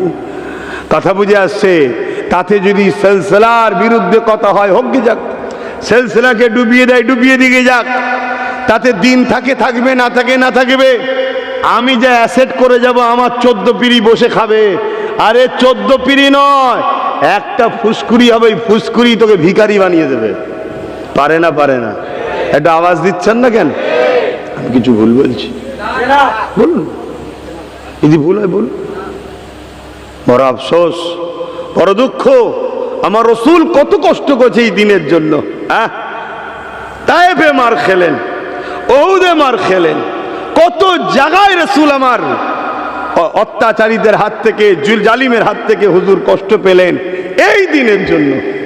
আজকে সেই দিনকে মিটিয়ে দিয়ে উম্মতে মুহাম্মাদিকে বড় প্ল্যান করে মুশরিক বানাচ্ছে। প্রথমে খেলা মেলা, জুয়া, মদ, নানা রকমেতে জড়িয়েছে, এখন আস্তে আস্তে এবারে মুশরিক বানাচ্ছে, মুশরিক বানিয়ে দিচ্ছে। আমাদের কওমের কোনো হোশ নাই, আমরা শুধু ফাজাইলের কথা বলে যাচ্ছি। বলুন, ফাজাইলের কথা বলুন, মাকামের কথা বলুন, সব বলুন, কিন্তু এই কথাটাও তো মাঝে মাঝে বলা দরকার যে বাবা, ইসলামকে আজকেও একদল ফেরাউন মিটাতে চাইছে, কেউ আইন তৈরি করে মিটাতে চাইছে, কেউ আইনকে লাগু করতে এলে কেউ না প্রতিরোধ করে, প্রতিরোধকারীদের বিরোধী করে আইন যারা করে মসজিদকে মিটাবে তাদের সহযোগিতা করতে চাইছে। বাবা, এদের লক্ষ্য বাবা মসজিদ মিটাও, মাদ্রাসা মিটাও, কবরস্থান মিটাও, ঈদগাহ মিটাও, ইসলামের পেহচানকে মিটিয়ে দাও। না থাকবে মসজিদ, না থাকবে আজান, না থাকবে কবরস্থান, না থাকবে ইসলামের নিশানা, তবেই তো প্রমাণ করতে পারবো যে তোরা এলি কবে। শুনছেন তো নাকি? আর মসজিদ থাকলে প্রমাণ করা যাবে না। 118 বছরের জলসা যদি তরলপুরে হয়, তার মানে তরলপুরে স্বাধীনতার আগে থেকে মুসলমান আছে, তারা জলসা করছে। ঠিক তেমনি কলিকাতার আলিয়া মাদ্রাসা যদি থাকে, আরো প্রমাণ হবে যে 200-300 বছর ধরে কলিকাতায় মুসলমানদের বাচ্চারা পড়তে যায়। ঠিক তেমনি কেরলে যদি একটা মসজিদ 1450 বছর কম বেশি বয়স, তার মানে কেরলে 1450 বছর ধরে মুসলমান আজান হয়। ঠিক তেমনি গুজরাটে 1300 বছরের একটা মসজিদ আছে, তার মানে 1300 বছর ধরে ওখানে মুসলমান আজান আছে। এগুলো যদি মুছে দেওয়া যায়, এগুলো যদি পিটিয়ে দেওয়া যায়, এগুলো যদি প্রমোটিংদের হাতে তুলে বিজনেস করে দেওয়া যায়, এগুলো যদি 1 নম্বর খতিয়ানে ঢুকিয়ে দেওয়া যায়, সরকার যদি এগুলো দখল করে নেয়, তাহলে মুসলমানদের পুরাতন ভারতে প্রচার প্রমাণ দেখাবার কিছু আর জোরে বলো। তাহলে এটাও তো একটা দিনেরই ব্যাপার নাকি, এক কথা বলে। তো এই বিষয়টা বলতে গেলে যে মিটাচ্ছে তার বিরুদ্ধেই তো করা হবে নাকি? হ্যাঁ, মুসা নবীর কথা বলতে গেলে তো ফেরাউনের বিরুদ্ধেই থাকতে হবে না, পক্ষে বলবেন তো। ইব্রাহিম নবীর কথা বলতে গেলে নমরুদের পক্ষে থাকবেন না বিরুদ্ধে? স্বাভাবিক বিরুদ্ধে হবে, যদি ইমানদার হয়। আর মুনাফিক যদি হয় আলাদা কথা। ঠিক তেমনই আবু জেহেল, উতবা, সাইবা, আবুল আহাব, উমাইয়ার বিরোধ কি হয়? আমার রাসূলুল্লাহর জীবন ইতিহাস আলোচনা করতে গেলে এদের বিরুদ্ধে বলতে হবে, ঠিক না বেটি? দুঃখের বিষয় মরাগুনের বিষয়ে খুব বলে, মরাগুনের বিষয়ে সবাই বলে, কিন্তু আজকেও ইসলামের দুশ্মন আছে না নাই? রাষ্ট্রীয়ভাবে যখন ইসলামকে মিটাতে চাইছে, তাহলে ভাবতে হবে আজকের রাষ্ট্র ফেরাউনদের হাতেই চলে গেছে। যখন রাষ্ট্রীয়ভাবে ইসলামের উপর আঘাত আসছে, তখন আমাদেরকে মুসা নবীর ওয়াকিয়া যেমন শোনাতে হবে, ফেরাউন কিভাবে মিটেছে শোনাতে হবে, পাশাপাশি মুসা নবী ফেরাউনের বিরুদ্ধে কিভাবে লড়াই করেছে মজবুত ভাবে, এটাও জাতিকে আজকের ফেরাউনদের বিরুদ্ধে লড়াইয়ের জন্য সজাগ করা, তৈরি করা দরকার আছে না না? এগুলো কারা করবে বলুন? এগুলো কাদের কাজ? এগুলো কাদের কাজ? উলামাদের না? উলামাদের নয়। একটু বলুন হ্যাঁ কি না বলুন। আপনারা আমার ফুরফুরা শরীফের মানুষ, একটু হ্যাঁ কি না বলবেন তো। এটা উলামাদেরই দায়িত্ব নাকি? কিন্তু দুঃখের বিষয়, এসব কথা বললে আবার অনেক আজকের ফেরাউনদের, আজকের জালিমদের সব ভাড়াটিয়া মৌলী সাহেব, বক্তা সাহেব রয়েছে, তাদের গায়ে লেগে যাচ্ছে।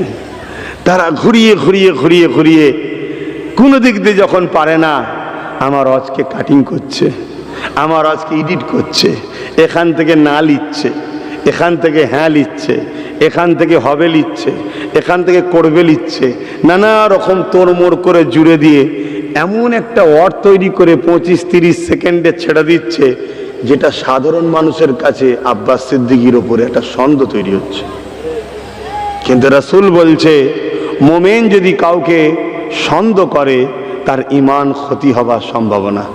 মোমেন তোমরা কারো কথা শুনে সন্দেহ না করে ভেরিফাই করো, ভেরিফাই করে যদি জানো সে আসামি, তাহলে তার বিরুদ্ধে অবশ্যই সজাগ হও, সোচ্চার হও।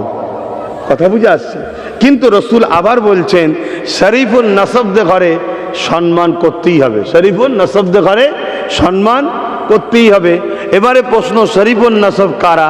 শরীফুন নাসব হলো খানদানে রাসূল, আওলাদে সাহাবা, সাহাবা ও নবীর আওলাদ, সাহাবাদের আওলাদ, এই যে খানদান, এদেরকে সম্মান করতেই হবে।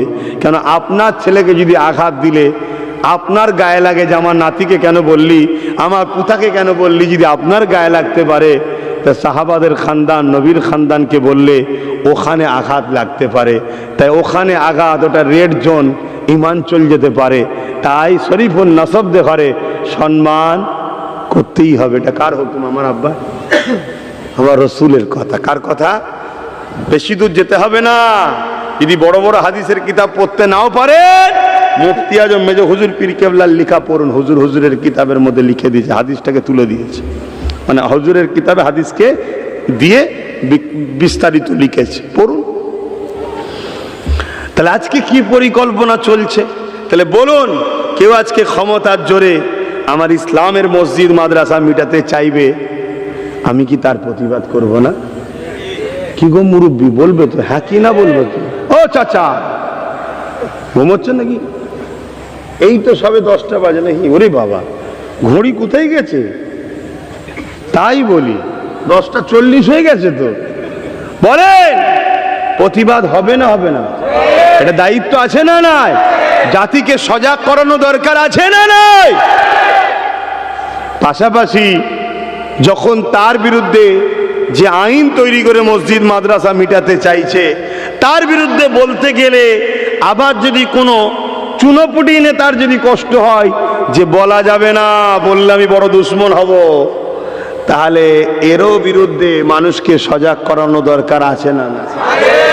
এইটা করতে গিয়ে এখন যদি কোনো ইমাম সাহেবের, কোনো মলি সাহেবের, কোনো মুফতি সাহেবের, কোনো পীর সাহেবের, কোনো বীরজাদা সাহেবের এখন যদি গায়ে লেগে যায় যে এটা কি হচ্ছে, ইনি তো আমাদেরকে দেয় ভিক্ষা, ইনার বিরুদ্ধে কেন বলতে যাচ্ছ, ওর বিরুদ্ধে বলছো বলো, ইনার বিরুদ্ধে কেন বলছো বলো, ইনি নাই বলে ফেলেছে কোরআন শেষ হয়ে যাবে, আমার উন্নতি শেষ হবে না, নাই বলে ফেলেছে কোরআন যাই যাক, আমাকে তো কিছু দেয় ভিক্ষা, ইনার বিরুদ্ধে বলা যায়?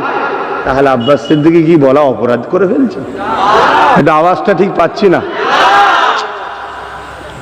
একটু সমস্যা হচ্ছে সমাজে, তাই তো নাকি? এটা আমার সমস্যা নেই, সমাজের তো সমালোচনা হচ্ছে না হয়নি? নতুন করে কান পেতে দেখুন, চায়ের দোকানে, হাটে বাজারে, পার্টি অফিসে, ক্লাবে, মিডিয়াতে, ফেসবুকে, জলসার মাহফিলে, সব জায়গায় দেখুন আব্বাস সিদ্দিকী, আব্বাস সিদ্দিকী, আব্বাস সিদ্দিকী, আব্বাস সিদ্দিকী, আব্বাস সিদ্দিকী, আব্বাস সিদ্দিকী। একটু হচ্ছে না হয়নি?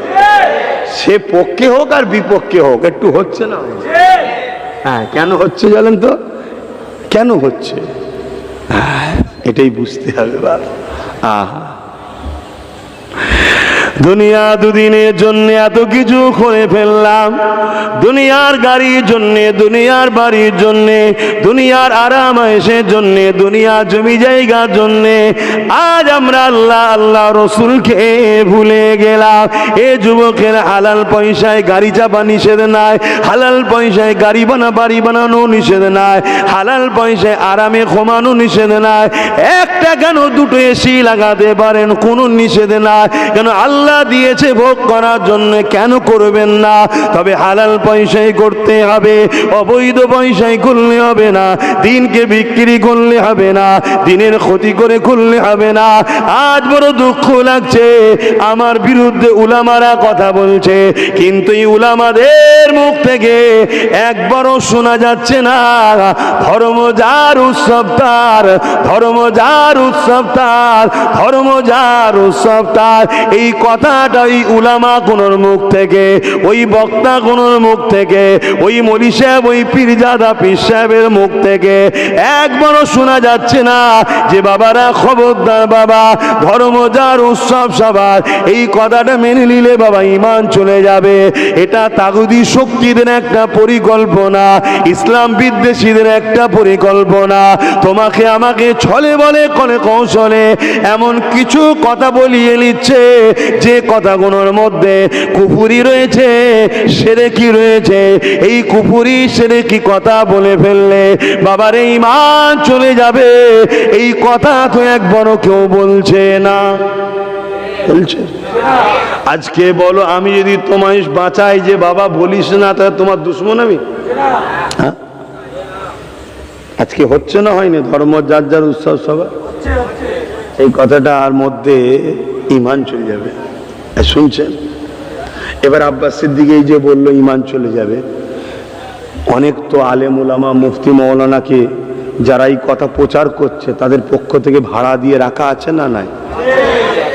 তারা তাদের মৌলী সাহেবকে বলবো না, হাই দেখো আব্বাস সিদ্দিকী ফতোয়াতে দিয়েছে ধর্ম যার উৎসব সবার, বললে ঈমান চলে যাবে, এই কথা মানা যাবে না, এই উৎসব সবার নয়, উৎসব যার উৎসব তার। এই কথাটা কি ঠিক বলছে না ভুল বলছে? যদি ভুল বলে তোর বিরুদ্ধে ফতোয়া লিখে ছাড়ো না, স্ট্যাম্প দিয়ে অমুক মুফতি সাহেব, অমুক পীর সাহেব, অমুক বক্তা সাহেব। কি আবার অনেকে সব বিষয়ে মাথা মারে, আবার অনেক এই সব জিজ্ঞেস করলে বলবে আমি তো মুফতি নয়, এটা অন্য জায়গায় গিয়ে পড়বে। কেন? এই বিষয় বললেই তো আমার যেখান থেকে আসে সে তার গায়ে লেগে যাবে। এই তুমি এরম বলে ফেললে, অতএব দরকার নেই বাবা, পাশ কেটে চলে যা।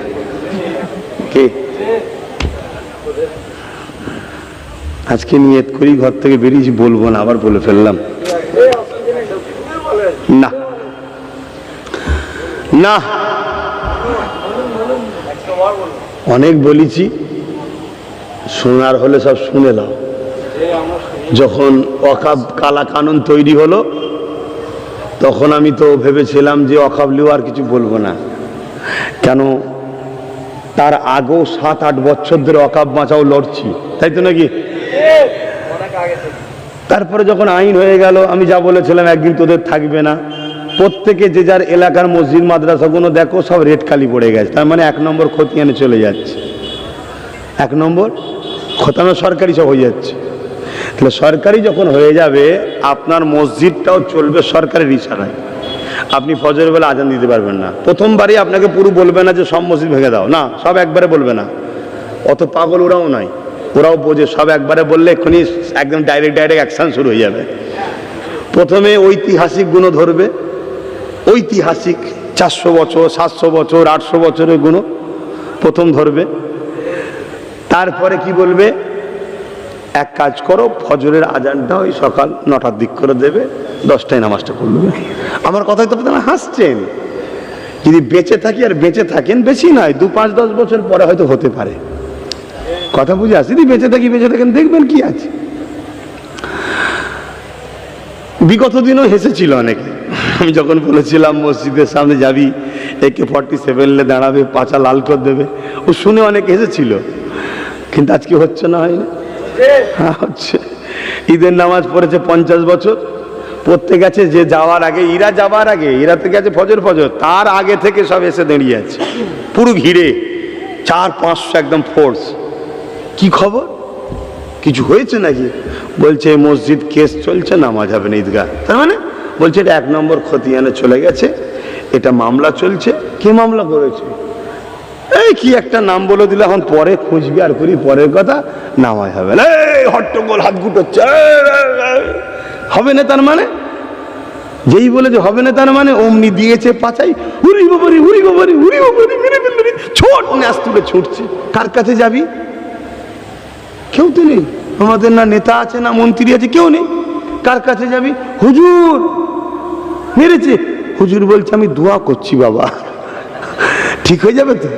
হ্যাঁ, এই আমিও হুজুর, আমার কাছে লোক এখন যায়, আমি ওপেন বলা লোক তো, আমি কারো ধার ধরি না।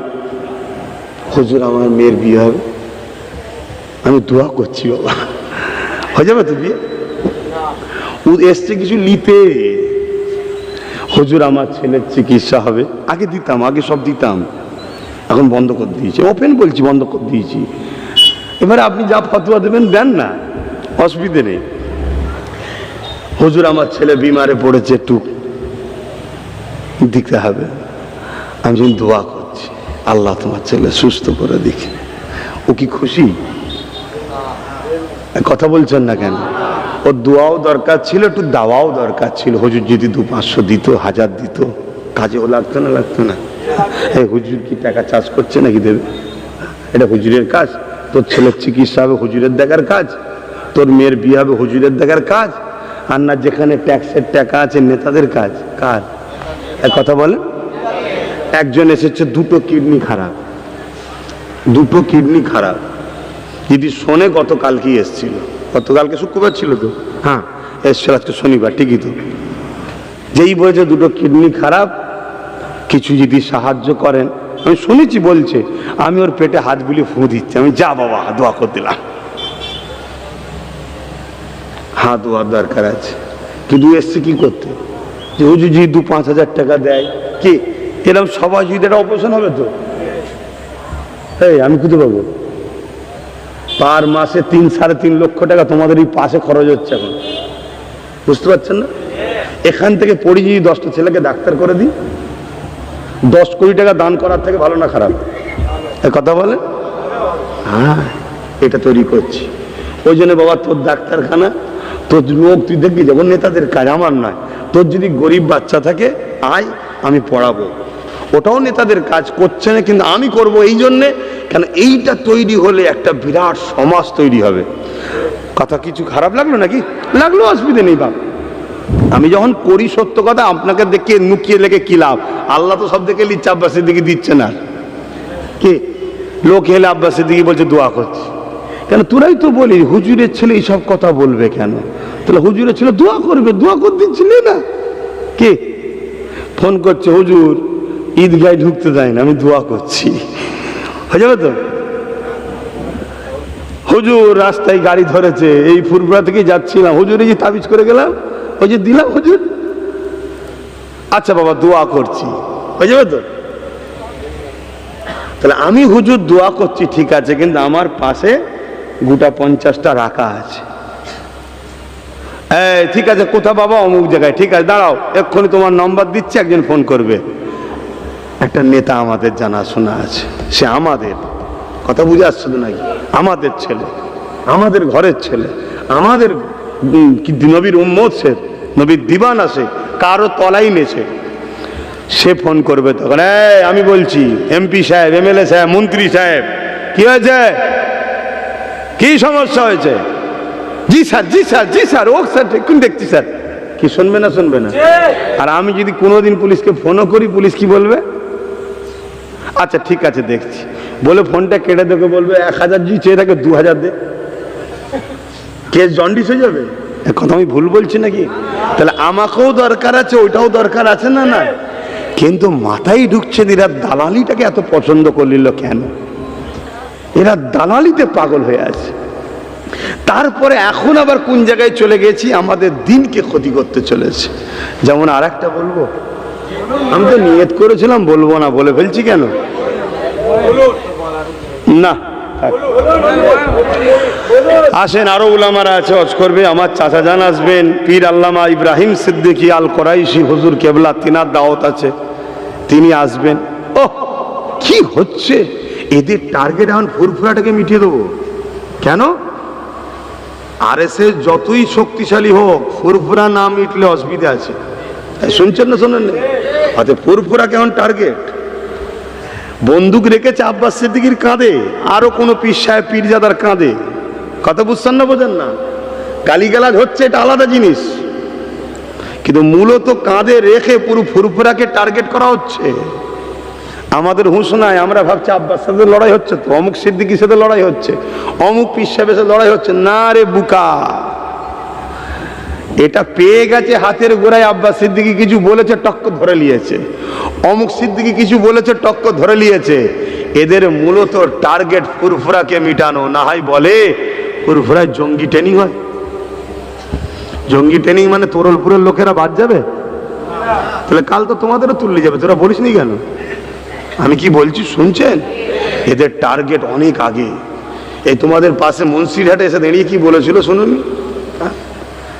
যারা বলছে তাদেরকে শেল্টার দিচ্ছে, আমরা যাদেরকে আবার আপন করে রেখেছি, তারাই কি প্রশাসনদের শেল্টার দিচ্ছে না? দেয়নি না? এত বড় কথা বলছিস ফুরফুরা এই করব, ফুরফুরা জায়গা আমাদের, কই প্রশাসন ধরছে তাদের ঘরে? এক কথা বলে কেন ধরছে না?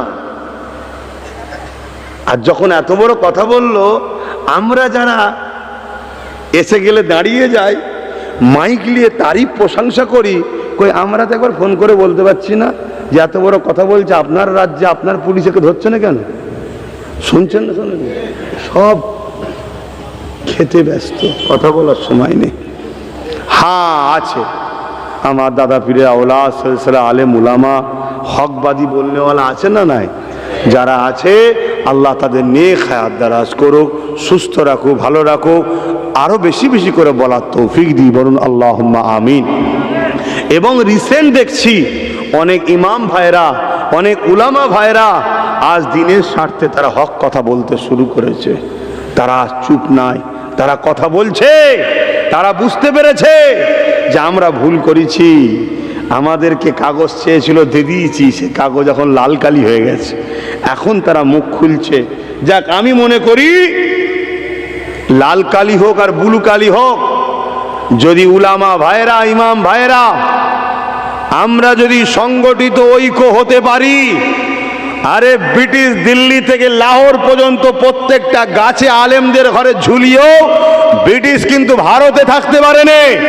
আমরা যদি ঐক্য হতে পারি, আমাদের যদি লক্ষ্য উলামাকে হত্যাও করে ফেলে, আজকের ব্রিটিশদের চালাতে ঘরেই কিন্তু আমরা দেশ থেকে তাড়াতে সাকসেসফুল হব ইনশাল্লাহ। কিন্তু দুঃখের বিষয়, জাগতে হবে তাড়াতাড়ি। তাড়াতাড়ি না জাগলে যত বেলা হয়ে যাবে তত শরীর ভারী হয়ে যাবে। আর শরীর ভারী হয়ে গেলে ঠিক আছে দেখছি, ঠিক আছে দেখছি করতে করতে আবার সূর্য ডুবে যাবে। কি বলছি বুঝতে পারছেন না নাকি? যাক, আমাকে কেউ বারণও করেনি। আমি নিজেই আজকে ঘর থেকে ভাবছিলাম, কত বাপ মাকে আর গাল খাওয়াবো, রোজ গাল পাচ্ছে। ওহ, কি গাল দিচ্ছে!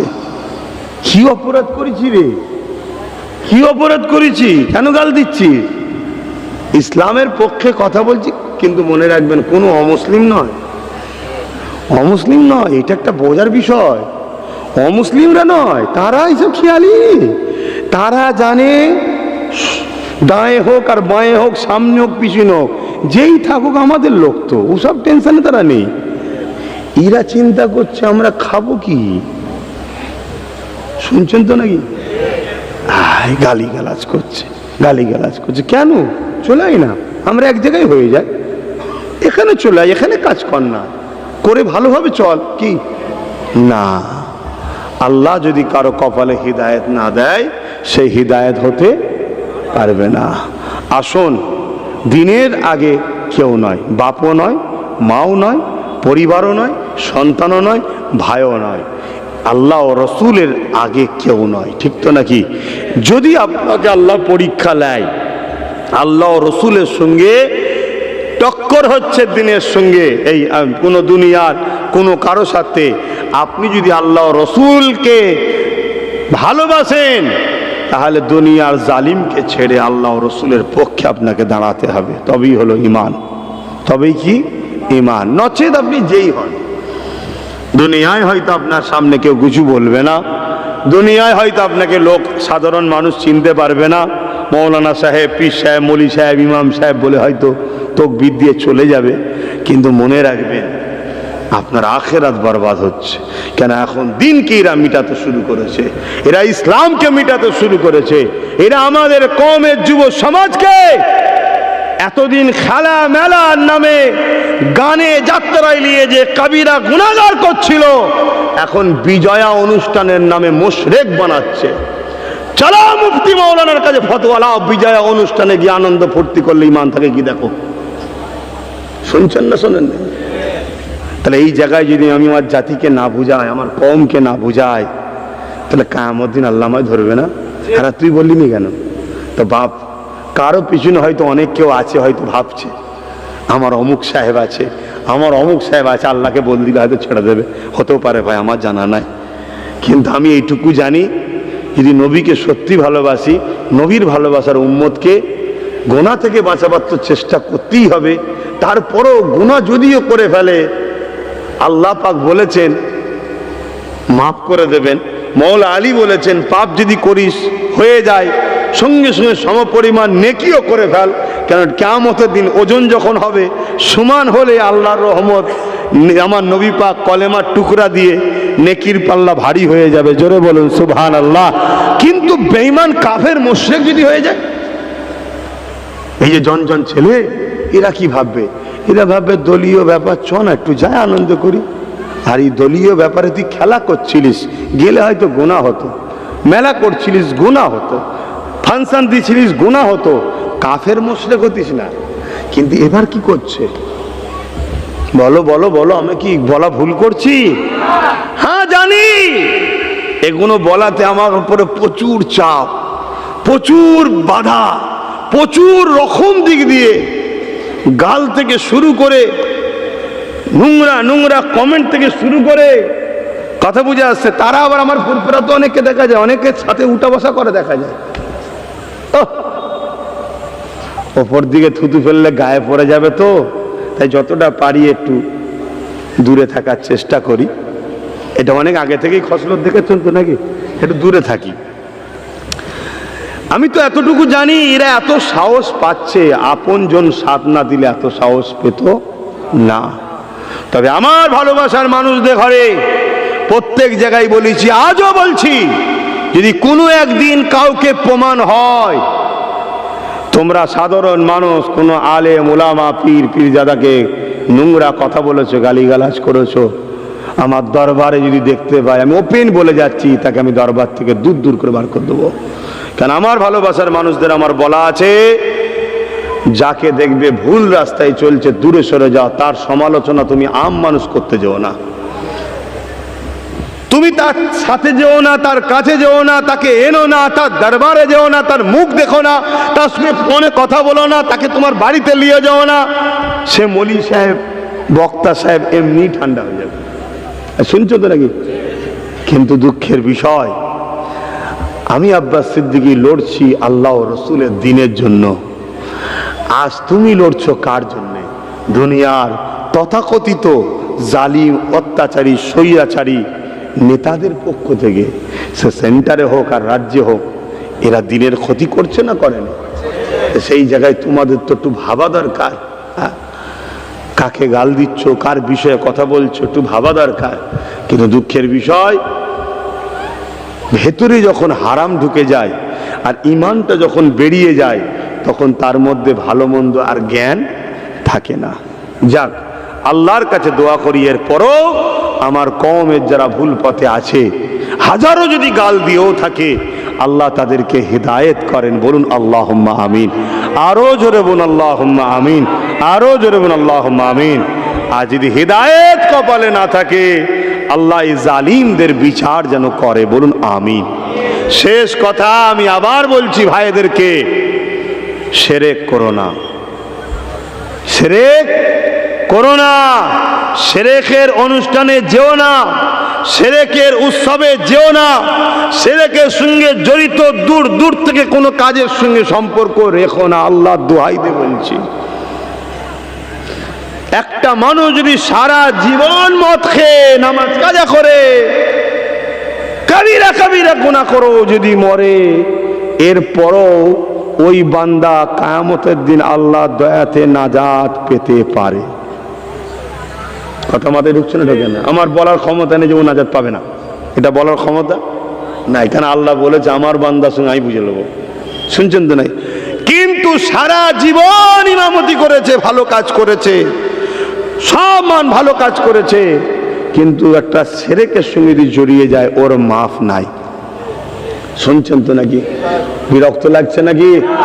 দ্বিতীয় নম্বর কথা, আপনি যদি নবীর শানে যাররা পরিমাণ বেয়াদবি করেন, বা নবীর দিনকে যারা মিটাতে চাইছে তাদেরকে দিয়ে শক্তিশালী করেন।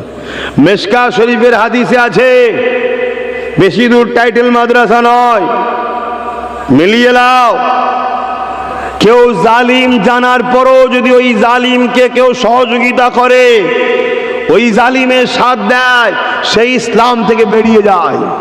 যে ইসলাম থেকে বেরিয়ে যায় তার আবার জান্নাত কিসের? শুনছেন তো নাকি? খুব সাবধান হও, বোঝার হয় বোঝো, বুঝার হয় বোঝো।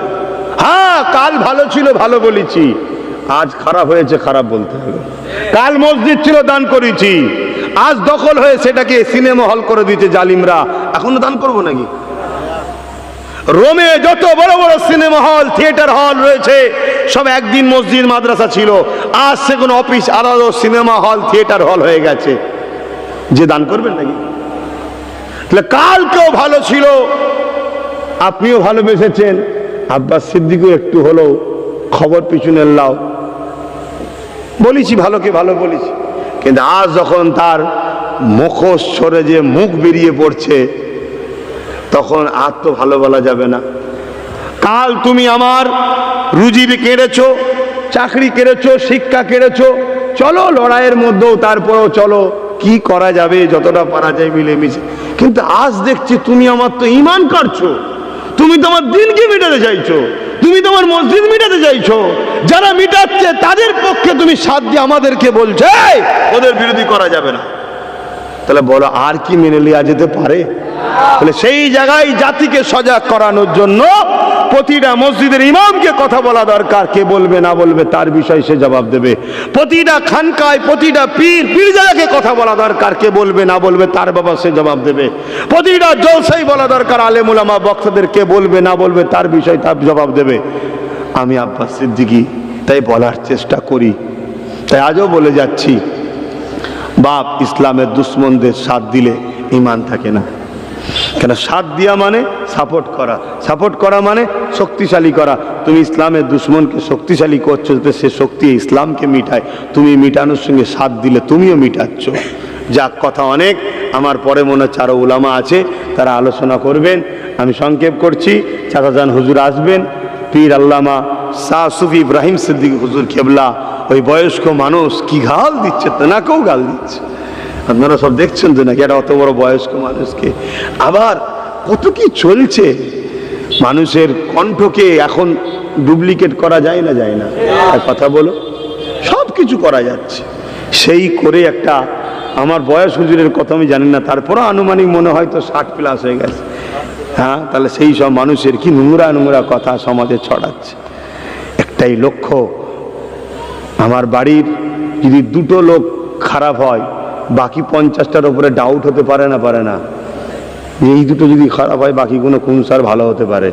তাহলে এইভাবে যদি ফুরফুরাকে সবাইকে পচিয়ে দেওয়া যায়, তাহলে আশপাশে নতুন নতুন দরবারও গজিয়ে আছে তো অলরেডি, তারাও সঙ্গে সঙ্গে ওত পেতে আছে, ওয়েলকাম, আ যাও, নিয়ে নেবে। আর তারা তো এমনি চাটুরি কথা কথা অনেকেই করছে। এটা একটা পরিকল্পনা চলছে। মনে রাখবেন, ফুরফুরা সিলসিলা এমন একটা সিলসিলা, এখানে বেশি জনের দরকার নেই, 1-2টোই বেরিয়ে যাবে, জুলুমকে খতম করবে। বিগত দিন কেউ জুলুম করেছিল, মাদ্রাসায় সন্ত্রাস হয়েছিল বলেছিল, একজন বেরিয়েই সাইজ করেছে না করেনি? কথা বলুন, অস্বীকার করলে হবে না। কিন্তু একটা কথা মানতে হবে, তারা কিন্তু এইভাবে গাল দেয় না, আজকে ইরা যেভাবে গাল দিচ্ছে। তাদের বিরোধী করেছিল আমার সেই যেই হোক, সিদ্দিকী সাহেব যেই হোক, বিরোধী করেছিল, অন্যায় করেছে, বিরোধী করেছে, কিন্তু এইভাবে কমসে কম গালিগালাজ করেনি। আজকে যে গালিগালাজ আমার ফুরফুরাকে নিয়ে, আমার বাপ চাচাদের ভাইদের নিয়ে এখন করা হচ্ছে। আরে তুই অন্যায় করলে বলবে না? তুই মাদ্রাসায় জঙ্গি তৈরি হস বলবি, তোর বিরুদ্ধে বলবে না? বলবে তো। তাহলে আজকে তুই বলবি যারা মসজিদ মাদ্রাসা ভাঙবে তাদের বিরোধী করা যাবে না, তোর বিরুদ্ধে তো বলবে। তুই তো উচিত সেই জায়গায় না, ওটা আমার মিস্টেক হয়ে গেছে, ওটা স্লিপ হয়ে বেরিয়ে গেছে, হ্যাঁ আপনারা আন্দোলন করুন, আমি আছি পাশে, তবে দেশের যেন কোনো, রাজ্যের না কোনো ক্ষতি হয়, রাস্তা না অবরোধ হয়, এটা খেয়াল করবেন। কারণ আমাকেও তো এটা চালাতে হচ্ছে, আমি তার আইনটা করিনি, বললেই তো মিটে যেত। ঠিক না বেটি? আমরা বুঝবো কবে কি জানি। ইয়া নবী সালাম, ইয়া রাসূল সালাম।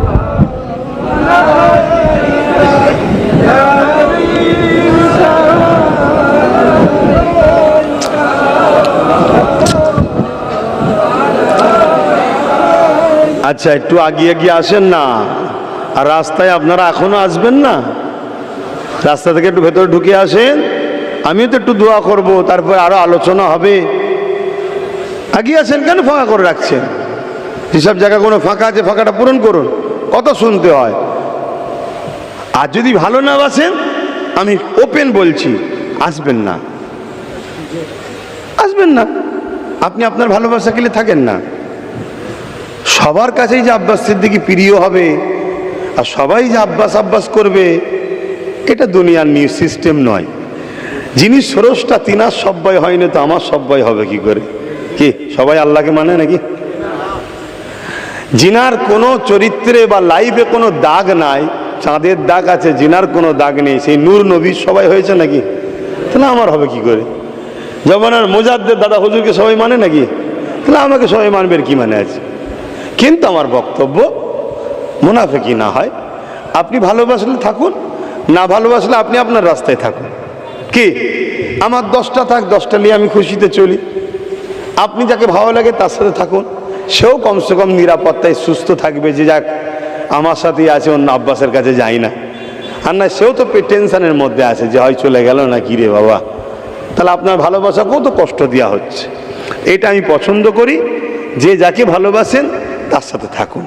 তবে বিবেক বুদ্ধি আল্লাহ দিয়েছে, একটু বুঝুন, একটু ভাবুন, একটু জাগুন। লড়াইটা একদিন ছিল রুজি রুটির, এখন লড়াই রুজি রুটির তো আছেই। একজন ধর্মগুরু হিসাবে ইসলাম ধর্মের মানুষকে বুঝাচ্ছি, পাশাপাশি আমাদের ওপরে আর একটা বড় ভয়ানক চাপ আসছে। পুরো পৃথিবীতেও চলছে, আমার রাষ্ট্রও চলছে, ইসলামের ওপরে আঘাত, ইসলামকে মিটিয়ে দিবার এবং মুসলিম সমাজকে গণহত্যা করার একটা পরিকল্পনা চলছে। কথাটা কি খারাপ লেগে গেল? তাই আপনাদেরকে বলবো, একটু সজাগ হন, একটু জাগুন।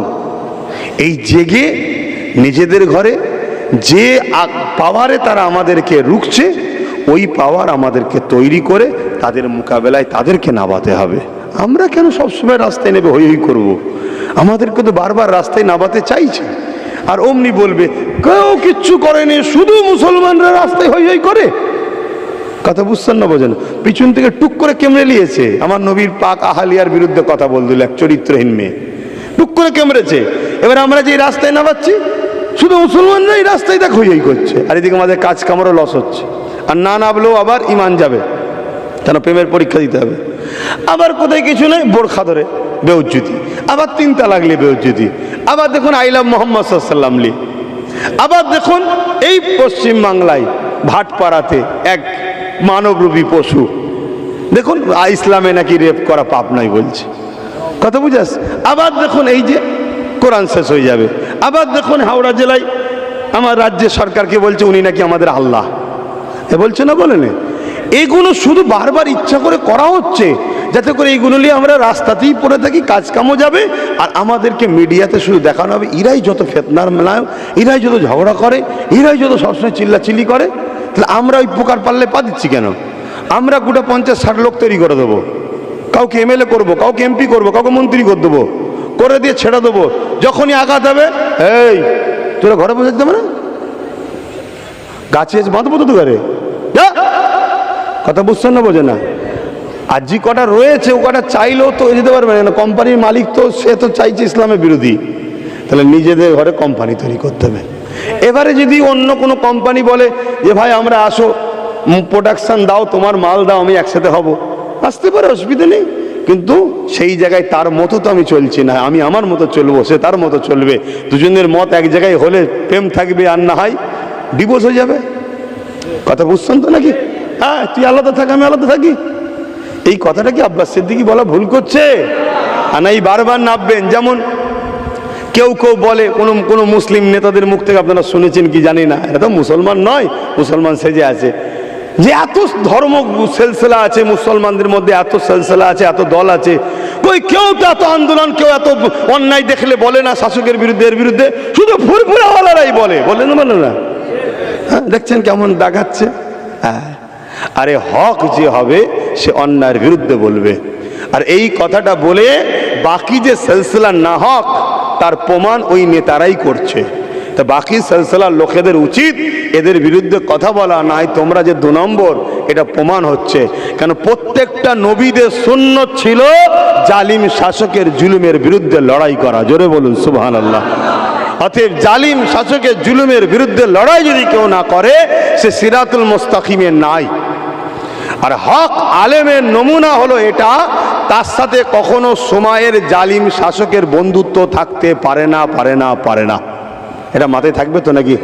এটা হাক্কানি উলামার বৈশিষ্ট্য। একটা দেখান, পৃথিবী ঘুরে একটা দেখান যে হাক্কানি উলামা ছিল অথচ জালিম শাসকের সঙ্গে বন্ধুত্ব ছিল।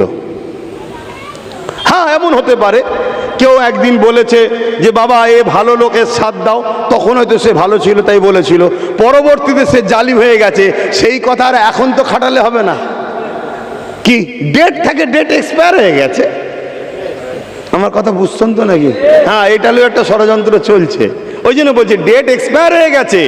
একটা দিন বলেছে, তখন সে ভালো ছিল, তখন তার তো এই মুখটা দেখা যায়নি, তখন তো সে এত বড় বড় কথা বলেনি, তখন তো সে অনেক দরদির কাহিনী শুনিয়েছে, অনেক তো ললিপপ খাইয়েছে, অনেক কোলে শুলিয়ে ফিটারও খাইয়েছে, অনেক কিছু দরদের কথা বলেছে, এই করে দেবো, এই করে দেবো, এই।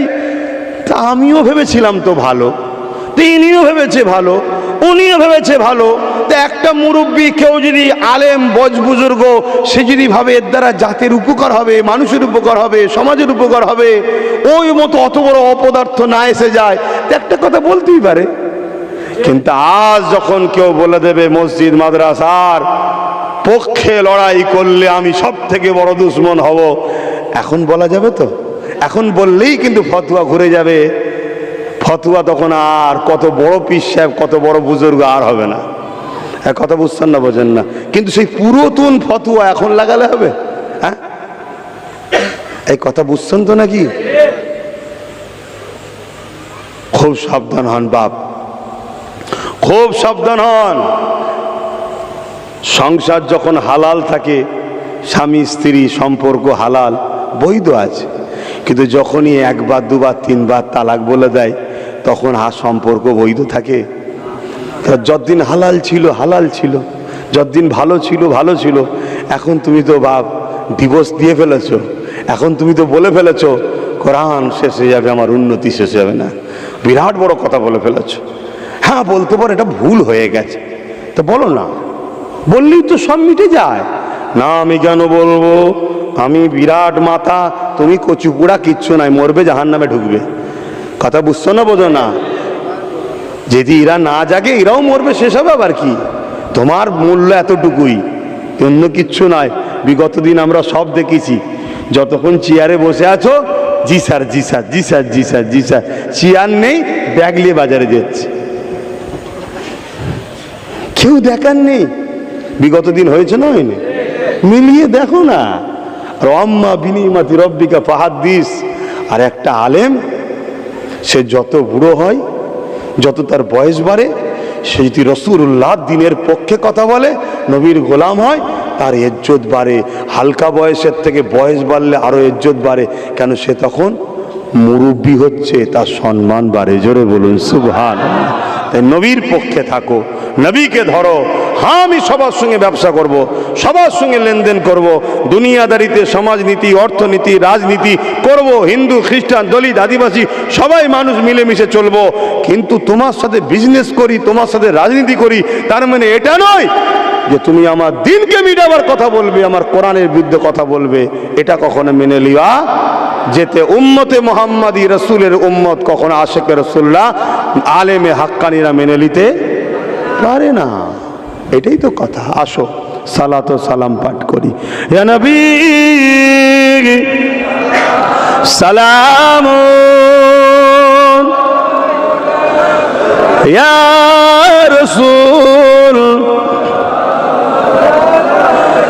ইয়া হাবিব। আসাদুল ভাই কই? পড়িল আল্লাহ আরো বাণী, ভালো দুঃখে এর জনি হইল জগৎ অনুরানী।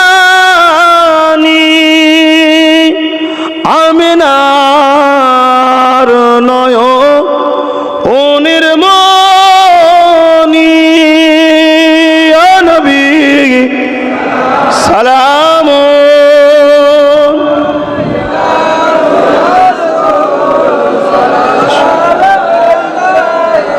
ইয়া হাবিব।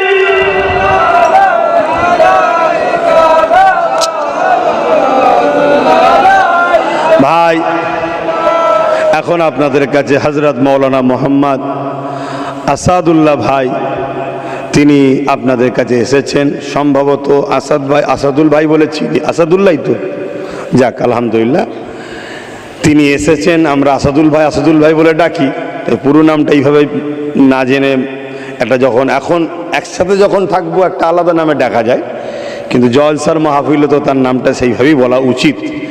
ঠিক তো, তিনি একটা সম্মানীয় ব্যক্তি, আল্লাহ তাকে এলেম দিয়েছে, এলেম যখন দিয়েছে সম্মান করেছে, অতএব তিনিও আশা রাখি আপনাদের কাছেও দিনের পক্ষেই কথা বলবে, হক কথা বলবে, আপনারা শুনবেন।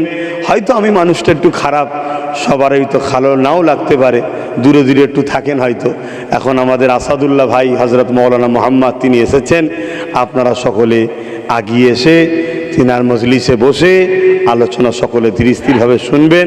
আমি সালাম পাঠ করলাম, এখন ভাইয়ের হাতে মাইক দিচ্ছি, ভাইও আপনাদের সালাম পড়াবে। সকলে মহব্বতে পড়ুন, ইয়া নবী সালাম।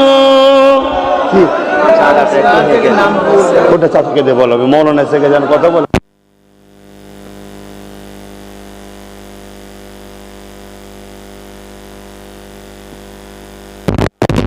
এগুলো করা ঠিক নয়।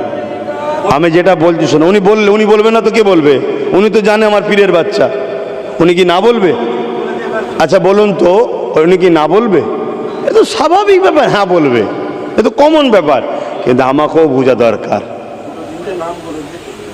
বাপ চাচা বললে হবে না, চাচা যান আসবেন তো, চাচা যান আসবে, তিনি বলবেন, আখরি দোয়া করবেন। আমি তো বেখেয়াল হয়ে গেছি, একটু যদি আগে বলতেন মাথাটা কাজটা মিটে যেত।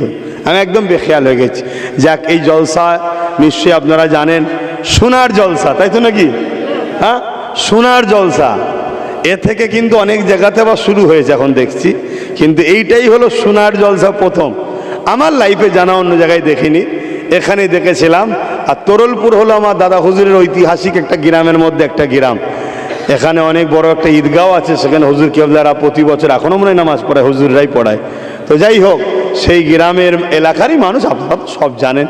এখন আমার ভাই যখন এসেছে, আমি আর ভাইকে নিয়ে কথা বলছি না, আপনারা সকলে আমাকে একবার সালাম দেন। ওয়ালাইকুম আসসালাম ওয়া রাহমাতুল্লাহি ওয়া বারাকাতুহু। আসসালামু আলাইকুম।